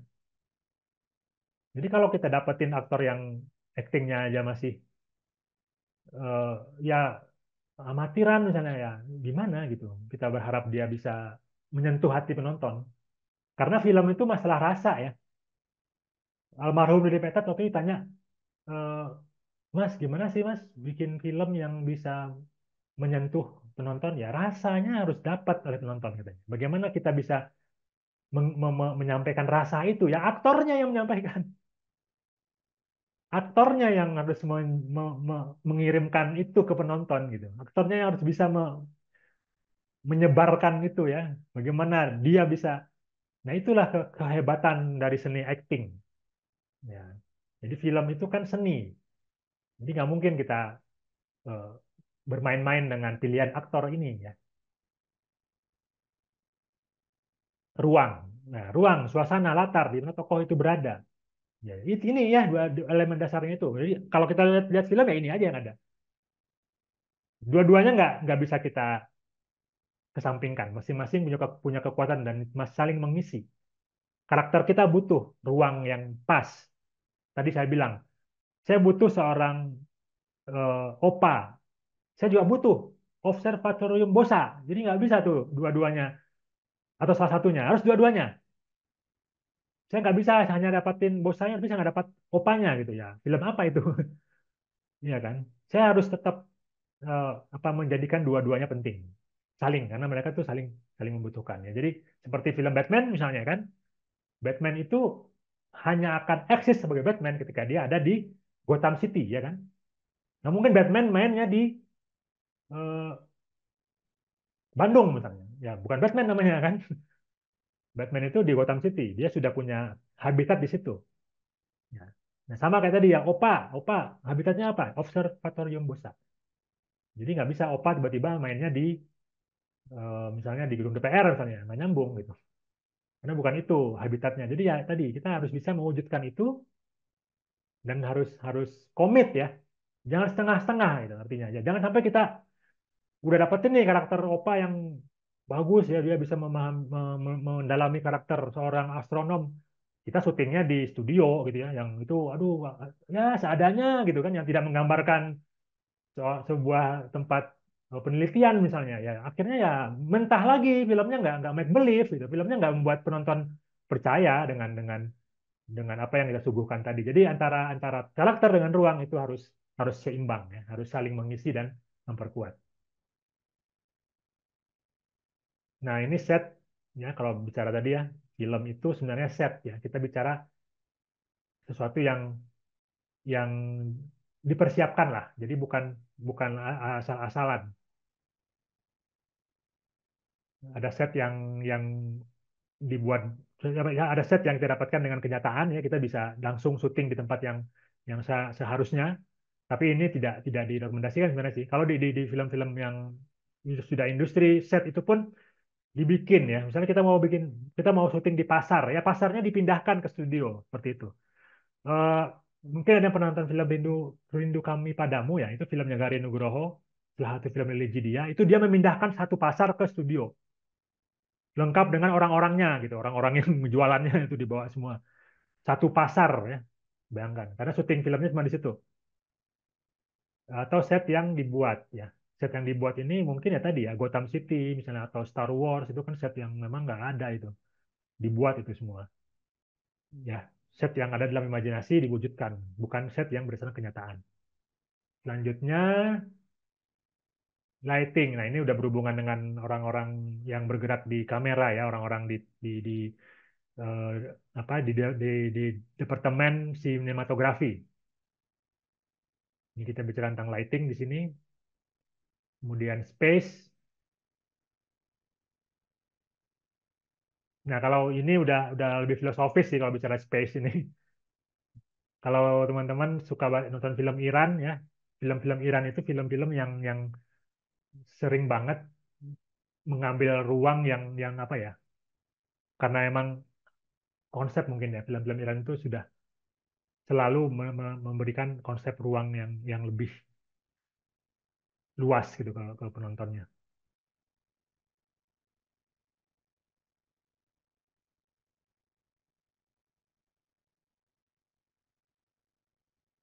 Ini nggak usah sih, nggak usah dibahas. Nah, kostum, kostum juga ya tadi. Makanya saya bilang tadi sutradara itu tempat tempat bertanya kostumnya Opa itu seperti apa sih gitu. Nah, ini kan kru artistik kita nih, kru kostum kita biasanya kan jarang ya, jarang dapat dapat job bikin film science gitu. Mereka nggak kebayang seperti apa sih kostumnya seorang astronom gitu. Nah, saya harus bisa tuh menjelaskan seperti apa. Bahkan untuk film Ikro itu saya langsung pinjam tuh seragamnya. Saya bawa dari Bosa, dari Pak dari seorang astronom namanya Pak Muji ya. Saya pinjam tuh kostumnya Pak Muji langsung karena ya saya juga nggak punya referensi gitu. Ya udah pakaian yang dia pakai sehari-hari saya minta gitu. Saya minta untuk dipakai di film. Ya, memang harus tadi ya harus harus sesuai dengan konsep cerita kita. Kalau natural tadi ya natural, kalau bikin film perang ya berarti film bajunya ya film perang tahun 42 ya berarti kostumnya harus di ini ya di riset tahun 42 itu pakai apa sih bahannya, warnanya apa pakai karung goni atau pakai apa ya harus di rasional kan gitu, nggak bisa kita rekayasa atau kita angan-angan kan gitu, oh no, kira-kira kayak gini nggak bisa, harus di riset dari foto-foto dari video dari apapun, atau kita datangin tuh orang-orang yang bergerak di dunia fashion, kita kita kita minta mereka untuk menyesuaikan ya, memberikan arahan tentang kostum itu ya. Karena kostum itu adalah salah satu elemen penting ya. Karena dia yang melekat ke aktor kita ya. Setelah aktor, kostum yang dilihat, ya kan? Aktor kita kan pakai kostum, nah itu langsung dilihat sama pemain tuh, sama penonton tuh. Jadi nggak boleh main-main juga dengan kostum ini. Nah, yang enak kostum desain ya. Kalau kita bikin film apa, misalnya film apa ya dulu itu, Saur Sepuh ya. Saur Sepuh itu kan sebenarnya filmnya agak-agak imajinatif itu ya. Nah, mungkin kostumnya bisa agak main-main di situ. Nggak harus benar-benar riset banget gitu. Karena saya nggak tahu apakah dulu itu referensinya kerajaan Majapahit atau kerajaan yang mana, tapi mungkin nggak seketat itu ya. Masih bisa di inilah. Tapi kalau untuk film-film yang film sejarah ya, film yang memang harus menampilkan sesuatu yang natural ya, kita nggak boleh main-main. Kita harus benar-benar riset dan melibatkan orang-orang yang kompeten. Nah, acting. Nah, ini juga tadi acting. Bagaimana seorang sutradara itu bisa menakar acting aktornya. Kalau di Ikro itu kan problemnya yang paling sulit adalah kita berhadapan dengan aktor dan anak-anak. Nah, ini problem nih. Aktor itu artinya orang yang sudah profesional, anak-anak ya anak-anak. Anak-anak itu bukan aktor, anak-anak itu bukan bukan pemain, mereka adalah anak-anak yang sebenarnya tidak terikat dengan pekerjaan gitu. Tapi ketika dia syuting, mereka bekerja. Nah, ini kan problem buat buat buat orang film ya. Kalau di luar negeri ini sangat ketat sekali. Melibatkan anak-anak ketika syuting tuh, wah aturannya tuh sampai harus menyiapkan guru, sampai harus macam-macam lah. Kalau di kita kan mungkin ya saya nggak tahu. Tapi intinya adalah saya ketika di Ikro berhadapan dengan kasus ketika Opa ya seorang aktor, Dok Simbara, aktor aktor senior harus berhadapan dengan Akila. Akila ini anak baru nih, anak umur 10 tahun waktu itu. Belum belum pernah main film, walaupun dia udah pernah belajar acting sama sama ibunya, tapi dia belum pernah main film. Pasti ada problem kan nanti ketika syutingnya gitu. Jadi hal-hal seperti ini bagaimana saudara harus bisa apa namanya mengarahkan anak-anak, harus bisa juga mengarahkan seorang aktor yang sangat senior gitu ya, yang kita juga harus jaga emosinya gitu kan. Ya, hal-hal seperti itu yang juga penting dipahami oleh seorang saudara. Jadi saudara itu nggak boleh buta lah dengan acting ya, dengan dunia teater misalnya, atau dengan pemahaman aktor ya sebagai seorang aktor.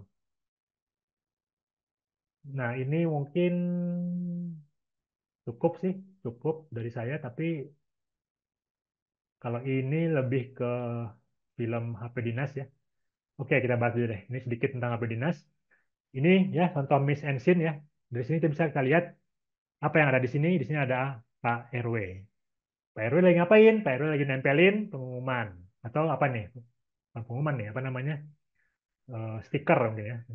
Menempelkan stiker bahwa dia adalah seorang ketua RW. Nah, ini aja satu gambar ini kalau saudara itu dia harus bisa bicara secara visual ya.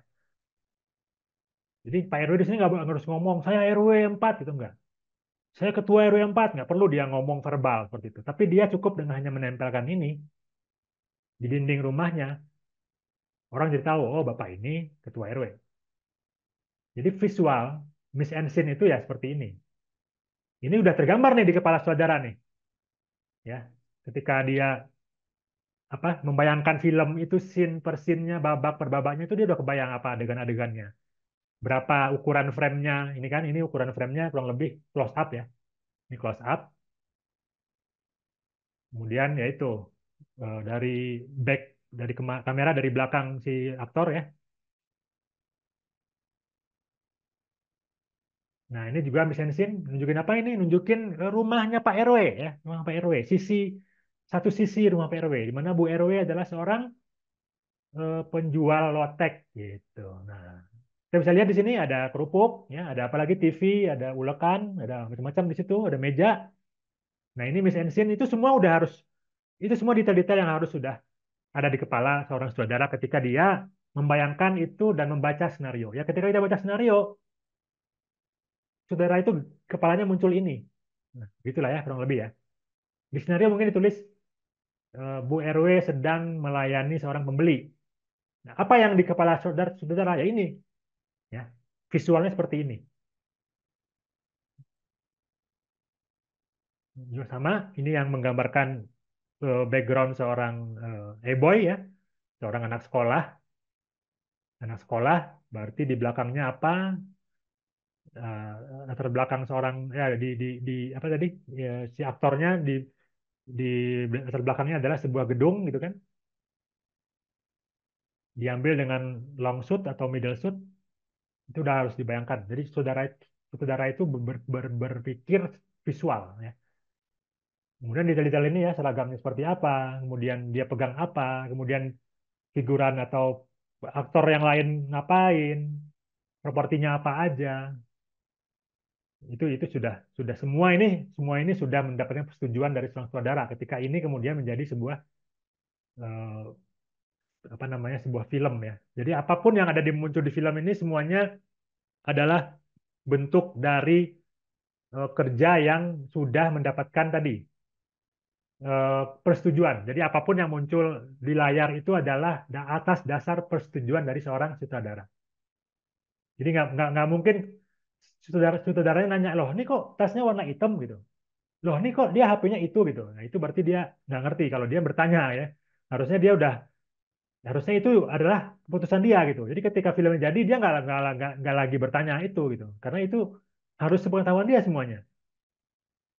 Jadi aneh kalau misalnya tiba-tiba ada unsur apa yang kemudian itu miss dari pandangan dia. Seperti itu. Nah, ini kayak ruangan rumah ya, rumah rumah Pak RW ini menunjukkan apa? Sebuah ruang makan, tudung saji, kemudian ini rumah tipe apa, kemudian Pak RW bajunya kenapa harus warna biru? Ini sutradaranya pasti punya punya maksud kan semuanya. Apa yang dia maksud dengan gambar ini? Ingin menunjukkan apa? Oh, ingin menunjukkan seorang RW dengan kondisi sosial ekonomi seperti ini gitu. Makanya gambar itu bicara. Ya, jadi nggak perlu dijelaskan RW ini seorang menengah bawah yang tinggal di gang, nggak perlu. Cukup ditampilkan dalam bentuk visual seperti ini. Ini juga sama. Ini lebih ke artistiknya ya. Kalau teman-teman lihat di sini ada jam, ada jam itu jam. Kenapa memilih jam itu gitu? Jam dinding kan banyak ya macam-macam. Kenapa itu yang dipilih? Lukisan kenapa lukisan itu yang dipilih? Gitu. Ini kan sebuah sebuah konsep yang ingin dimunculkan oleh sutradaranya bahwa ini adalah sebuah rumah dari seorang RW yang jadul gitu. Kursi-kursinya jadul, kusen pintu jadul gitu. Semuanya mewakili kejadulan. Bahkan ada telepon di situ. Nah, di zaman orang udah pakai HV dia masih ada telepon rumah di situ ya, masih nyambung di telepon rumahnya. Berarti dia masih pakai telepon rumah gitu. Bayangkan betapa jadulnya dia gitu kan. Nah, ini pesan yang itu harus ditangkap oleh kita sebagai penonton kan. Jadi hal-hal seperti ini yang tadi saya bilang adalah tanggung jawab seorang sutradara. Dia yang harus apa namanya mendesain ini gitu. Nah, orang-orang tadi yang ada di tim artistik, ada yang di tim kostum, dan mereka lah yang mewujudkan itu, mewujudkan apa yang diarahkan, yang di request oleh seorang sutradara. Nah, ini juga, ini ruangan belakang atau halaman belakang dari rumah Pak RW.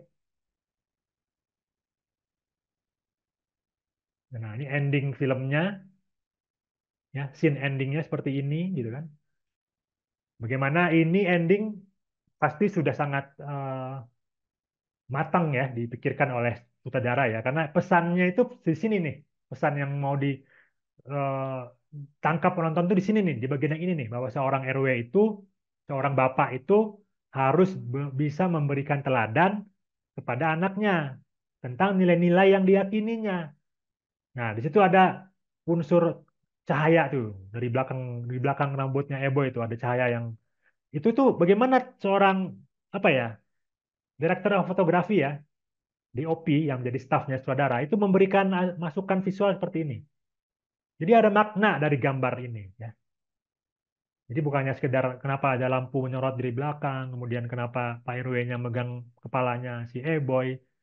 Ini menunjukkan bahwa si Pak RW itu bukan bukan sosok yang kejam gitu, yang tega gitu nyuruh anaknya untuk mempermalukan diri, enggak. Dia seorang seorang orang tua yang bertanggung jawab. Dia pengen anaknya itu belajar tentang amanah gitu. Jadi di sini digambarkan nih dengan visual ini bahwa ya harusnya orang tua itu seperti ini.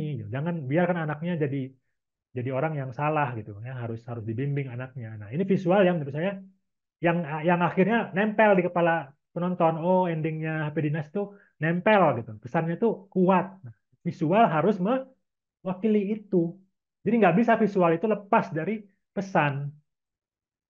Jadi visual dan pesan itu harus satu satu kesatuan yang kemudian itu menempel di memori kita sebagai penonton. Ya, itu kalau kita nonton film apapun ya.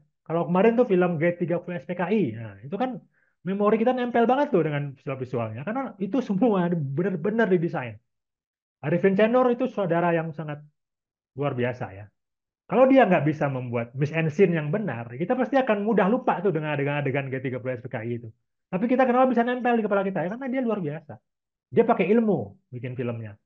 Bukan sekedar, wah keren nih kalau adegan penyiksaannya atau adegan penculikannya kayak gini. Enggak, itu pakai ilmu film semua. Bagaimana pengambilan gambarnya close up kah ke mulutnya atau bagaimana kah gitu. Itu semua udah dipertimbangkan matang-matang di tahap praproduksi ya. Jadi film itu adalah sebuah kerja kolektif melibatkan banyak orang yang profesional kreatif ya, bukan orang-orang sembarangan, orang-orang yang mempunyai apa namanya latar belakang profesi yang relevan dan punya punya ilmu di situ ya, ada ilmunya semua itu bukan hanya orang-orang berbakat, tapi orang-orang yang mendalami dan mempelajari ilmu. Ya, ilmu perfilman itu sangat banyak dan itu terwujud dalam sebuah film ya, yang kita bisa nikmati seperti sekarang ini. Jadi luar biasa sebenarnya proses pembuatan film dan di situ ada peran seorang sutradara yang menjadi kepala kreatifnya. Mungkin itu dari saya tentang dasar-dasar penyutradaraan. Oke, silakan kalau ada yang mau diskusi, masih ada waktu 30 menit.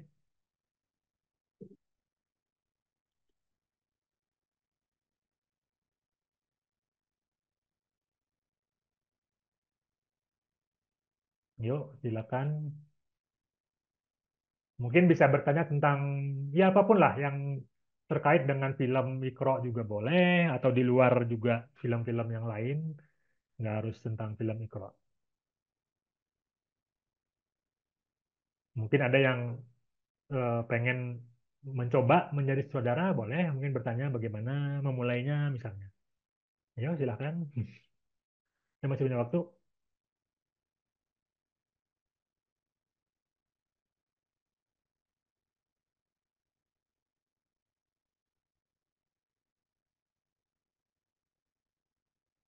Yang jelas kalau kita bikin film, kita nggak bisa bekerja sendiri. Ya, jadi pertama kali itu, kalau saya dulu ketika memulai membuat sebuah film, saya mau tidak mau harus membuka diri gitu ya. Tidak bisa saya kerjakan semua sendiri. Jadi saya harus bikin tim. Saya harus bikin tim. Kemudian saya harus yang paling susah itu adalah mencari pemain. Karena kita nggak mungkin bikin film. Ya bisa aja sih bikin film film dokumenter misalnya flora dan fauna gitu ya, kita ngesut hewan-hewan gitu ya, bisa aja. Tapi kalau kita mau bikin film cerita ya kita harus cari aktor kan. Nah, yang paling susah itu adalah mencari mencari orang yang mau jadi aktor. Nah, itu sebenarnya susah banget tuh. Karena ya dulu zaman saya itu tahun 2000 ya, tahun 2000 awal itu nggak seheboh sekarang gitu. Kalau sekarang kan orang kasarnya orang sekarang tuh banci tampil ya. Gara-gara TikTok gitu ya, gara-gara TikTok tuh semua orang pede aja gitu. Kalau dulu orang masih malu-malu gitu ya. Ke shoot kamera tuh masih nunduk-nunduk gitu, nggak yang kayak sekarang di shoot kamera malah wah makin gila tuh. Nah, itu tuh susah banget nyari nyari aktor zaman itu yang mau jadi aktor. Nah, kemudian mengarahkan aktor amatir itu susahnya minta ampun. Kadang-kadang menghafal dialog aja dia nggak bisa, susah lah, lama gitu menghafal dialog. Oke lah, dia bisa menghafal dialog. Ketika syuting, grogi, hilang semua hafalannya. Saya pernah syuting kayak begitu. Ketika latihan dia wah jago, dia aktingnya bagus, hafalan menghafal dialog bisa gitu. Ketika syuting, lihat kamera, lihat kru, wah grogi, akhirnya dia blank gitu. Akhirnya ya udah nggak jadi dia nggak jadi main dia. Ya karena tadi itu nggak gampang sebenarnya untuk menjadi seorang aktor ya, kemudian berakting itu kan satu satu satu pekerjaan ya, satu keahlian, satu kemampuan yang nggak semua orang sebenarnya punya kemampuan. Harus dilatih, kemudian harus berbakat juga, harus punya ilmunya juga gitu. Nah, ini makanya film itu eh, apa ya? Kita butuh aktor-aktor yang memang yang kita butuh banyak aktor yang bisa menyampaikan pesan dari film kita. Kalau saya sekarang mau bikin film, kesulitan sekali mencari aktor. Kenapa? Karena nggak banyak aktor yang bisa mewakili pesan yang ingin saya sampaikan gitu. Dulu tuh pernah ada satu film judulnya ya film inilah ya film film layar lebar yang cukup Sang Pencerah kalau nggak salah. Itu film tentang tokoh Muhammadiyah ya kalau nggak salah. Tentang siapa itu? Kiai Haji Ahmad Dahlan ya. Nah itu film film layar lebar kan, film yang ya film besar lah. Aktornya waktu itu kan kita berharap aktor yang ya bisa mewakili sosok-sosok ulama ya kan ulama itu kan bukan sembarangan lah ya. Kita berharap sosok sosok aktornya juga bisa mewakili lah gitu. Nah dipilihlah seorang aktor waktu itu kemudian ya aktornya bagus mainnya bagus tapi setelah itu gitu kan orang itu bermasalah lah gitu jadi hal-hal seperti itu yang bikin film itu jadi kayak apa ya sebuah karya yang memang harus harus mateng gitu perencanaannya harus mateng apalagi kalau bicara soal aktor kan aktor itu tadi saya bilang dia adalah yang akan dilihat selama film itu gitu.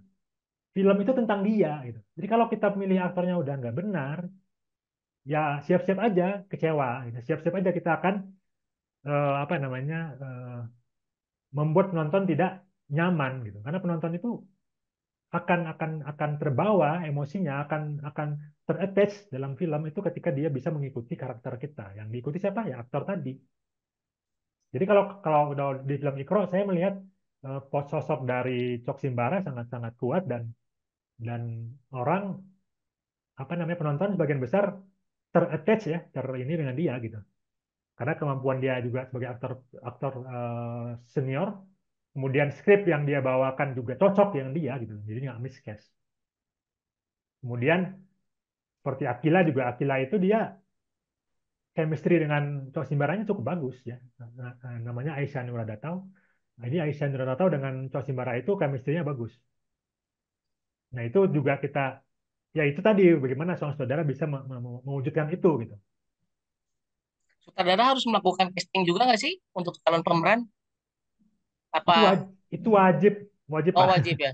Oh, Nggak bisa kita hanya mengandalkan misalnya gini, oh saya menganggap kan ada casting manager biasanya atau ada apa manajer gitu loh casting. Oh beda itu. Tetap harus turun langsung untuk menentukan pemeran sutradara tuh.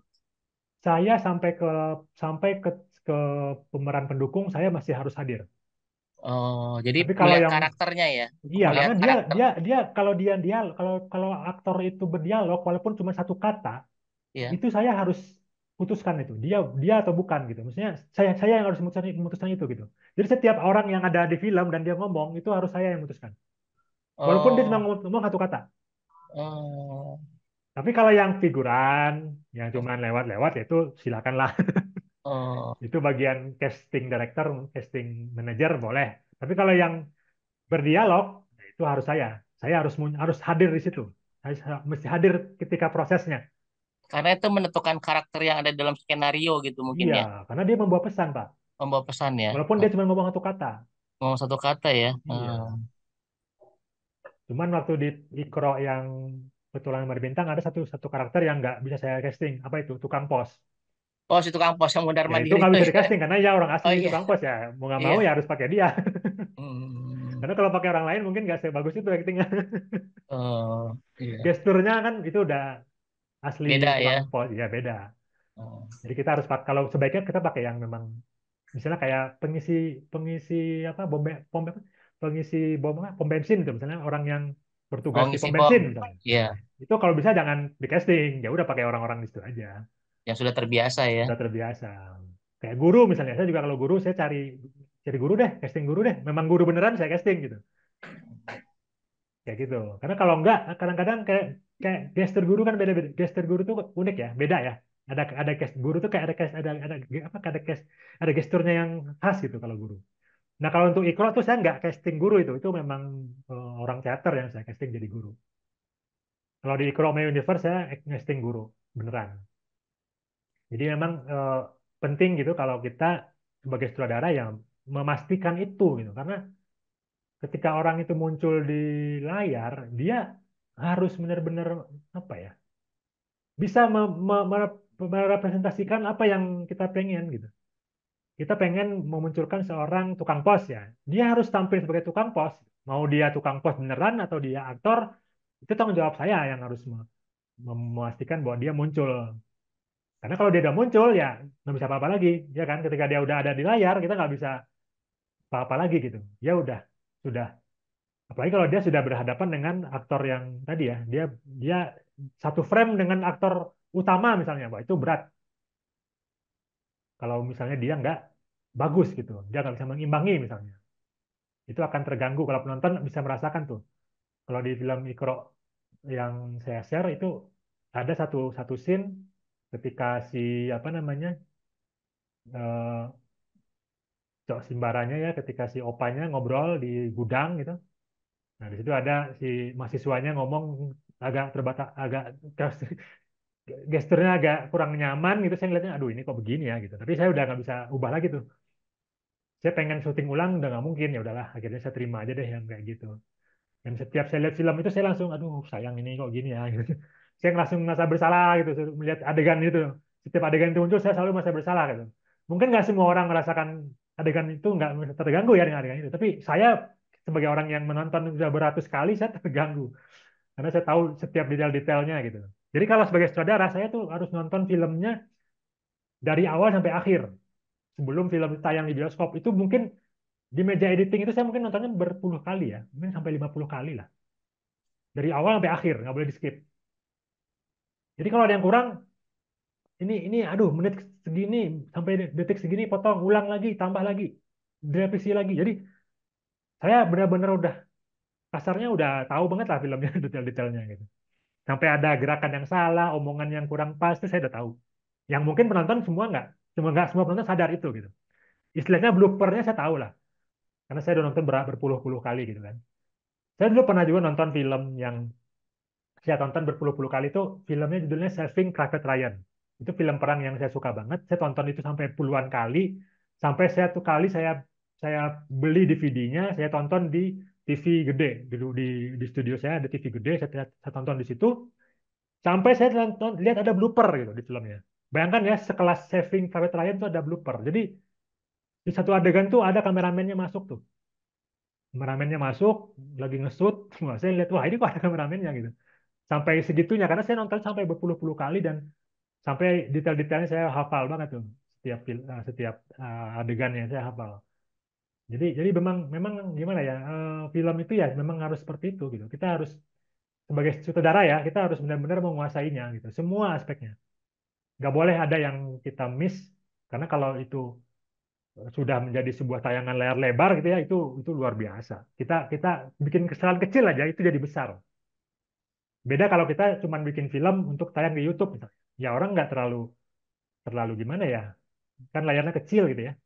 Jadi orang nggak terlalu bisa ngelihat kalau ada sesuatu yang aneh gitu, ada sesuatu yang kurang. Tapi kalau di layar lebar, bayangkan di bioskop, layar lebar, lampu dimatikan, mata kita hanya melihat itu gitu. Itu kan nggak bisa lagi kita menyembunyikan kalau ada sesuatu yang kurang ya. Apakah mimik pemainnya kurang pas atau gesturnya aneh gitu ya. Atau dialognya ternyata kurang jelas. Kan masalah aktor itu bukan hanya masalah dia bisa acting atau enggak ya, tapi kalau vokalnya enggak jelas, terutama yang anak-anak ya, kalau di film mikro, anak-anak itu enggak semuanya vokalnya jelas, ada ya beberapa yang itu masih kayak kumur-kumur lah itu kasarnya. Jadi ketika ngomong tuh orang enggak, ini ngomong apa ya gitu. Ada yang mungkin enggak jelas atau yang artikulasinya kurang pas gitu. Jadi itu harus kita pantengin tuh. Jadi kan nonton film sambil pakai headphone dengerin setiap dialognya didengerin gitu untuk memastikan semuanya benar-benar sudah clear gitu. Jadi ketika kita udah tayang di bioskop tuh kita sudah menyuguhkan sebuah tayangan yang benar-benar prima ya. Prima itu artinya ya optimal lah. Jadi semua unsur itu bisa dinikmati. Visualnya enak, soundnya enak gitu kan. Kemudian bagaimana pergerakan aktor kita, bagaimana alurnya mengalir, musiknya, cerita itu bisa kemudian membuat kita terbawa, rasa dari setiap dialog itu bisa menyentuh hati penonton. Jadi itu bukan pekerjaan yang kalau menurut saya bukan pekerjaan yang sederhana gitu untuk seorang saudara bisa mewujudkan sebuah karya seperti itu. Jadi butuh jam terbang, butuh pengalaman, butuh belajar banyak, butuh praktek, butuh trial and error, mengerjakan banyak banyak produksi gitu ya. Saya sebelum masuk ke layar lebar, saya di 2017, saya mulai di 2001. Berarti ada 16 tahun saya untuk belajar dulu bikin film. Dari bikin film pendek, bikin film dokumenter, bikin video klip, bikin profil film, bikin macam-macam. Semua film, jenis film saya coba bikin, saya coba kerjakan. Saya nggak milih-milih kerjaan waktu itu. Saya bikin program TV juga, pokoknya yang berhubungan dengan audiovisual. Untuk mengejar apa? Untuk mengejar tadi, kita punya jam terbang sebagai saudara nih, kepala kita mesti penuh nih. Kalau kepala kita kosong, kita mau nyampain apa?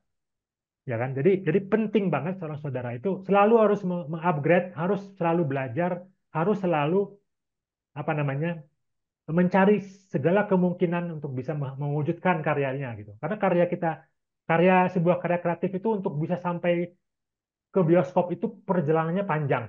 Ya, untuk Ikro itu untuk satu film 2 tahun. 2 tahun baru bisa sampai ke layar bioskop. Jadi apakah kita punya daya tahan untuk bisa menjaga itu ya, menjaga konsistensi kita untuk bisa terus menjaga ide ini gitu ya. Karena godaan-godaan untuk mundur, untuk berhenti itu luar biasa. Bayangkan film itu 2 tahun ya untuk sebuah film yang tayang di bioskop 90 menit. Berarti kita kan harus apa ya namanya? Benar-benar yakin ini bahwa ini penting gitu. Bahwa pesan ini tuh memang harus disampaikan. Kalau enggak ya kita nggak bakal punya semangat untuk mewujudkannya. Jadi kalau kita nggak punya keyakinan untuk mewujudkan apa yang pengen kita buat itu juga ditonton orang atau pesan itu sampai ke orang, ya kita mungkin nggak akan ya ngapain gitu saya sampai apa namanya mengorbankan sampai segininya gitu. Kalau di Ikro My Universe, tim Ikro itu harus terbang ke Inggris hanya untuk ngambil beberapa shoot ya, yang di film cuma muncul berapa menit, menghabiskan dana berapa miliar gitu. Tapi kan demi tadi bahwa ada pesan yang ingin disampaikan loh dari adegan itu gitu. Bukan sekedar kita keluar negeri kemudian kita enggak. Ada pesan yang ingin disampaikan loh. Ada sesuatu yang memang harus ada di filmnya loh gitu. Ada tanggung jawab di situ gitu. Ada alasan di situ gitu. Bukan karena kita mau gaya-gayaan syuting ke luar negeri, bukan gitu. Tapi ada sesuatu yang memang itu sudah dipertimbangkan dengan matang. Jadi harus ada di filmnya bagian itu, cerita tentang itu, adegan itu. Nah itu yang tadi saya bilang bahwa eh, bagaimana sutradara ketika di tahap development bisa itu apa namanya menyepakatinya gitu ya dengan produser dan penulis. Karena kita bekerja di film itu jangka panjang ya. Development itu bukan bukan bukan akhir, tapi baru awal banget. Kita ketemu lagi dengan orang yang sama di praproduksi. Kita ketemu lagi dengan orang yang sama di produksi. Kita ketemu lagi dengan orang yang sama di pasca produksi. Jadi seorang produser ketemu dengan saudara itu udah nggak tahu lagi tuh berapa lama itu, berapa berapa jam, berapa hari, berapa tahun ya kan. Jadi kalau orang yang nggak ada chemistry-nya gimana? Maka masa setiap ketemu berantem gitu, setiap ketemu debat ya, ya susah itu. Jadi untuk sampai ke tahap chemistry itu tuh harus harus harus di apa namanya diusahakan ya. Makanya tim produksi film itu kalau bisa bertahan, seperti misalnya Mira Lesmana tuh, Mira Lesmana dan Riri Riza itu sampai hari ini masih bertahan. Mereka mulai dari tahun 2000, bayangin. Mereka bikin pertama itu Petualangan Serina kan, itu Riri Riza dan Mira Lesmana. Terakhir sekarang bikin Rangga dan Cinta juga sama. Produsernya Mira Lesmana, saudaranya Riri Riza. Riri Riza itu sampai bilang, saya hanya akan bikin film kalau produsernya Mira Lesmana. Karena tadi itu, mereka udah cocok. Dan memang nggak semua filmnya berhasil ya, tapi paling tidak mereka mengerjakannya dengan apa ya, sistem yang mereka yakini. Jadi salah satu orang yang percaya dengan triangle system ini adalah Mira Lesmana dan Riri Riza. Mereka lah yang mengenalkan ini sebenarnya di Indonesia. Saya juga belajar dari beliau. Ya, Riri Riza dan Mira Lesmana ini yang sangat apa istilahnya ngotot ya. Triangle system ini harus berjalan nih. Karena kalau nggak jalan, film-film kita nggak akan berkembang katanya. Jadi itu yang perlu kita pahami bahwa triangle system itu bukan hanya di film panjang ya, bukan hanya di film layar lebar, di film pendek pun, di film profil pun, di film apapun gitu. Triangle system ini harus kita coba coba kita praktekkan karena ini menguntungkan, ini memudahkan. bukan menyulitkan sebenarnya. Memang di awal mungkin kok jadi gini sih, kok ribet ya bikin film gitu. Tapi ini akan memudahkan step berikutnya. Karena kalau semuanya dirangkap, ya sorry ya, saya juga pernah seperti itu. Saya pernah satu film saya merangkap, saya sutradara, produser, penulis pernah. Ya pusing sendiri gitu. Ujung-ujungnya apa? Emosi, marah-marah, kesel, pokoknya gampang lah disulut. Karena tadi itu kepala isinya terlalu penuh. Akhirnya kita nggak concern gitu. Imbasnya apa? Kru dimarahin, pemain dimarahin gitu. Karena semua kita yang mikirin. Tapi ketika kita di produksi yang profesional, harusnya nggak seperti itu. Dan memang untuk bisa memahami tiga hal itu memang nggak mungkin satu orang ya. Kalau untuk bisa benar-benar ya, harusnya orang-orangnya ya masing-masing satu kepala. Jadi nanti bisa fokus ya, bisa fokus dan nanti hasil filmnya pun bisa bisa optimal. Jadi begitu. Jadi kalau kalau kita mau benar-benar serius membangun industri film di Indonesia ya kita harus pertama ya kita harus punya produser-produser yang memang paham dengan tahapan produksi seperti ini ya, yang memang memang memanusiakan krunya, memanusiakan talentnya. Banyak di luar sana orang ya kurang lah ya, kurang memanusiakan gitu. Ya sehingga begitu. Film-film kita banyak yang kurang ini ya, kurang ya banyak banyak kekurangan jadinya gitu. Karena tidak cukup effort untuk ininya kurang gitu. Oke, ada lagi yang ingin diskusi ini masih waktu 10 menit lagi nih. Sebelum kita tutup, ini materi terakhir ya untuk kelas online triangle system. Jadi mungkin kalau ada yang mau bertanya lagi terkait dari materi yang pertama sampai materi yang sekarang, silahkan. Saya pernah jadi produser, saya juga pernah jadi penulis. Mungkin saya bisa jawab punya pertanyaan terkait itu gitu.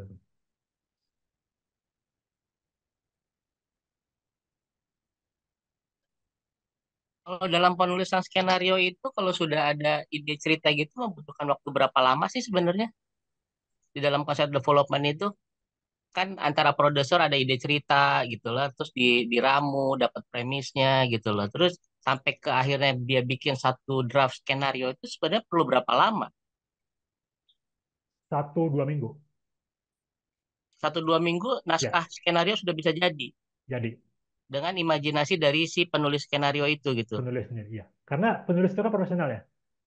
Oh. Ketika tahap development triangle itu sebenarnya kepala dia udah diisi kan. Jadi Hmm. produser ngisi kepala dia, saya juga ngisi kepala dia ya kan. Jadi dia nggak kerja sendiri kan, dia dia kerja atas masukan. Oh, dia nggak kerja sendiri berarti Enggak penulis lah, skenario. enggak. Oh, Dia kerja sendiri setelah setelah kita meeting, dia pulang, dia kerja sendiri memang. Tapi sebelumnya kan kita ngebahas cerita bareng-bareng. oh dari ide cerita itu gitu Iya, loh. jadi gini, jadi development itu saya, saudara, produser, penulis ngumpul nih bertiga nih.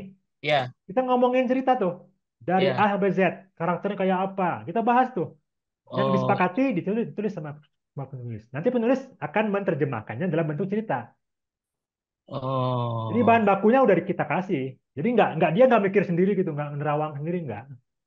oh. Sampai jadi Ah, sampai jadi sinopsisnya dulu gitu kan ya, biasanya awalnya kan awalnya premis. sinopsis dulu. Jadi kalau udah Sinopsis. nulis biasanya 2 minggu lah. Karena kan dari sinopsis kan kemudian ada outline ya. Itu kan udah dibantu tuh, udah mulai ada apa namanya poin-poinnya kan. Jadi Oh dia iya iya. ketika memulai itu udah bukan dari kertas kosong. Dia udah Oh, tinggal kasarnya tinggal menerjemahkan ya, nah menerjemahkan dari apa yang di udah poin-poin kerangka dari yang udah ada. kerangkanya itu. Iya. Oh, Jadi berarti. biasanya 2 minggu lah paling lama. Kita juga nggak mau kalau penulis profesional mah nggak mungkin. Dia juga nggak bisa lama-lama biasanya. Dia pasti udah greget tuh. Dia pasti pengen Oh, ngerjain cepet tuh penulis itu. Biasanya seminggu juga jadi. oh Kalau udah biasanya kerangkanya udah bener ya. benar-benar ya betul Iya. betul. Biasanya kan problem di situ tuh. Kalau kerangkanya belum jelas, penulisnya kan masih bingung-bingung, masih mikir-mikir apa ya gitu kan. Waktu habisnya di situ. Memangnya untuk durasi 1 jam setengah film itu biasanya penulisan skenario berapa lembar sih sebenarnya? Mbak, sembilan banyak puluh nggak sih? sampai 100, 90 sampai 100 halaman. Oh, untuk satu film itu sekitar Ya, 100 halaman 100 halaman. Anggaplah dengan misalnya durasi. sehari penulis itu nulis 10 halaman aja. Ya kan, Oh, 10 hari beres ya. ya 10 hari beres Iya betul dong. betul. Kan Iya dia udah betul. profesional. Dan udah dikasih Oh, bahan baku kan, udah ada kerangka. oh, Jadi nggak bisa kayak nulis novel. Kalau novel kan kita nulis dari nol kan. iya dia dia Kita dia nulis novel. berpikir Kita ber, nulis ber, sendirian, duduk di kafe iya nulis kan. iya iya. Sehari paling 5 lembar. Sehari 5 lembar. Ya karena kita mikir sendiri kan. Jadi kalau penulisan data Ya, memang dari triangle system itu ya. ya. Makanya Oh, triangle system itu menurut saya lebih manusiawi. iya Karena iya. penulis tidak dibikin Tidak kalau karena berpikir sendiri iya, ya. karena kalau dia bikin sendiri kan nanti udah jadi nih. Habis itu kita bantai kan kasihan ya, dia nulis berapa Oh halaman dibantai iya, kan jadinya kayak iya, sia-sia ya. iya betul karena sutradara kan harus sudah langsung ini ya Iya. di praproduksinya harus benar-benar udah mateng ya, nggak mau Bahkan kan diulang-ulang. tadi saya bilang, yang ditulis itu harus ada garansi akan dibuat. Sampai Eh, segitunya, Pak. Kalau enggak, ya ngapain ditulis? jangan sampai kayak tadi cerita itu ya, film iklan Iya. sampai sampai 3 jam ternyata 1 jam setengah dibuang ya. Nah, itu ngapain? Itu kan fatal Di- banget ya. Udah sampai kalau sampai di situ, itu makanya saya dan bilang itu itu kan pelajaran buang berharga. buang biaya juga ya, Ya jelas, biaya jelas, waktu ya. jelas. Yang Hmm, harusnya syuting bisa 5 hari jadi 10 hari, Pak. iya, Padahal anggar cukup 5 hari sebenarnya. ya, biaya juga pastinya. Iya, biaya juga. Sayang tapi kan kan akhirnya sayang Makanya. juga kalau Nah, gitu kan. tapi itu kan karena kita masih belajar. Makanya kalau yang kedua, alhamdulillah, Eh, apa yang kita tulis itu semuanya alhamdulillah sama dengan yang kita tayangkan di bioskop. dengan konsep triangle system itu. Ya, jadi Hmm. tenaga sistem itu memang kalau saya bilang membantu kalau kita mau membuat produksi yang Iya lebih ya lebih efisien dan lebih efektif efisien. ya. Ya, Betul. Betul sih. Cukup dari saya, Pak Mas Iqbal. oke, makasih Pak. Oke, ada lagi satu mungkin 5 menit lagi nih, bisa waktu. Itu saya apa namanya, film Laskar Pelangi itu kan produsernya tuh debutan ya. Produsernya saya nggak tahu sutradaranya. Putut itu kan belum pernah bikin film sebelumnya. Kalau Itu nggak salah dua PH itu, Bang. PH-nya Mira, uh, Mira sama PH-nya Mas Putut. oh, tapi produsernya ada produser lain selain Putut. Ya, produsernya kalau nggak salah tuh ada dua, ada Mas Putut sama Mbak Mira kalau nggak salah ya. Oh, ada yang pengalaman ya. Tapi yang dimunculkan memang Mas Putut. Tapi backupnya setahu saya Mbak Mira, backupnya. Oke. Tapi Kalau yang tadi muncul namanya memang Mas Putut yang muncul sebagai nama.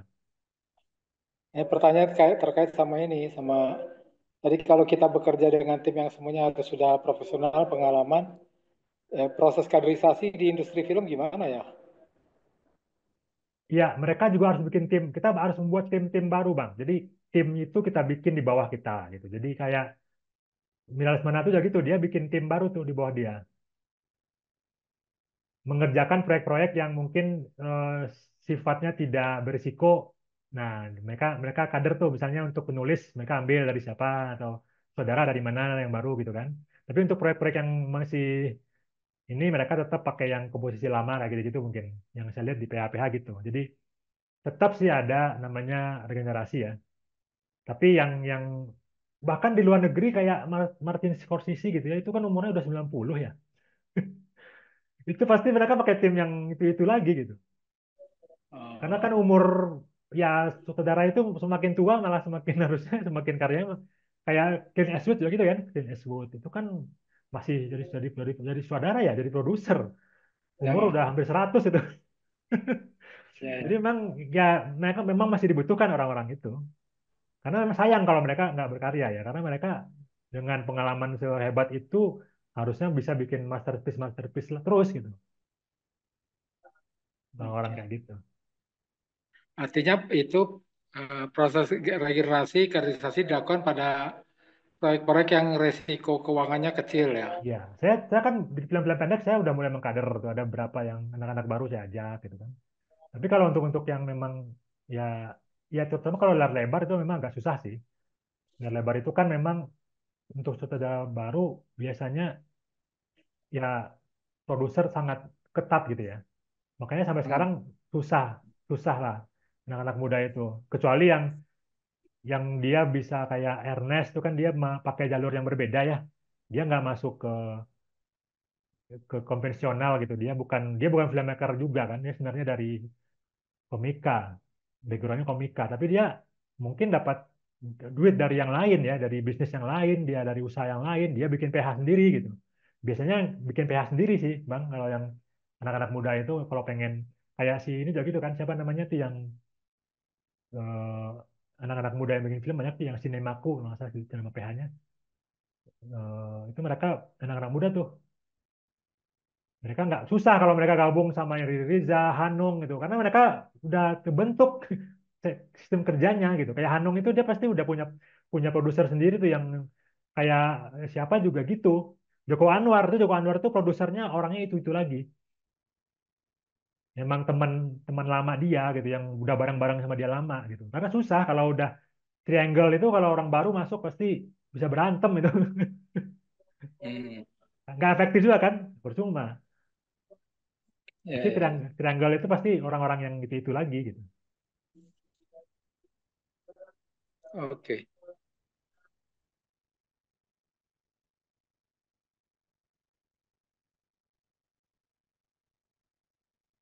Oke, kalau sudah tidak ada, kita tutup ya. Mungkin ini udah jam 11.30. Terima kasih atas perhatiannya. Semoga kelas film online ya, Triangle System yang sudah 3 kali pertemuan ini bisa memberikan gambaran, paling tidak eh, memberikan apa ya, pemahaman yang lebih tentang bagaimana pentingnya proses development dalam sebuah produksi film. Karena selama ini mungkin banyak kelas yang lebih membahas tentang teknis, tapi ini mungkin lebih ke hal yang prinsip ya, prinsip-prinsip yang bisa kita coba praktekkan di proyek-proyek film kita, baik film pendek maupun film eh, layar lebar, dan semoga ini tidak apa ya, tidak berhenti di sini, kita bisa terus belajar lebih banyak lagi tentang bagaimana menghasilkan sebuah karya yang bisa memberikan manfaat yang luas kepada masyarakat. Karena film itu menurut saya sebuah karya yang mahal.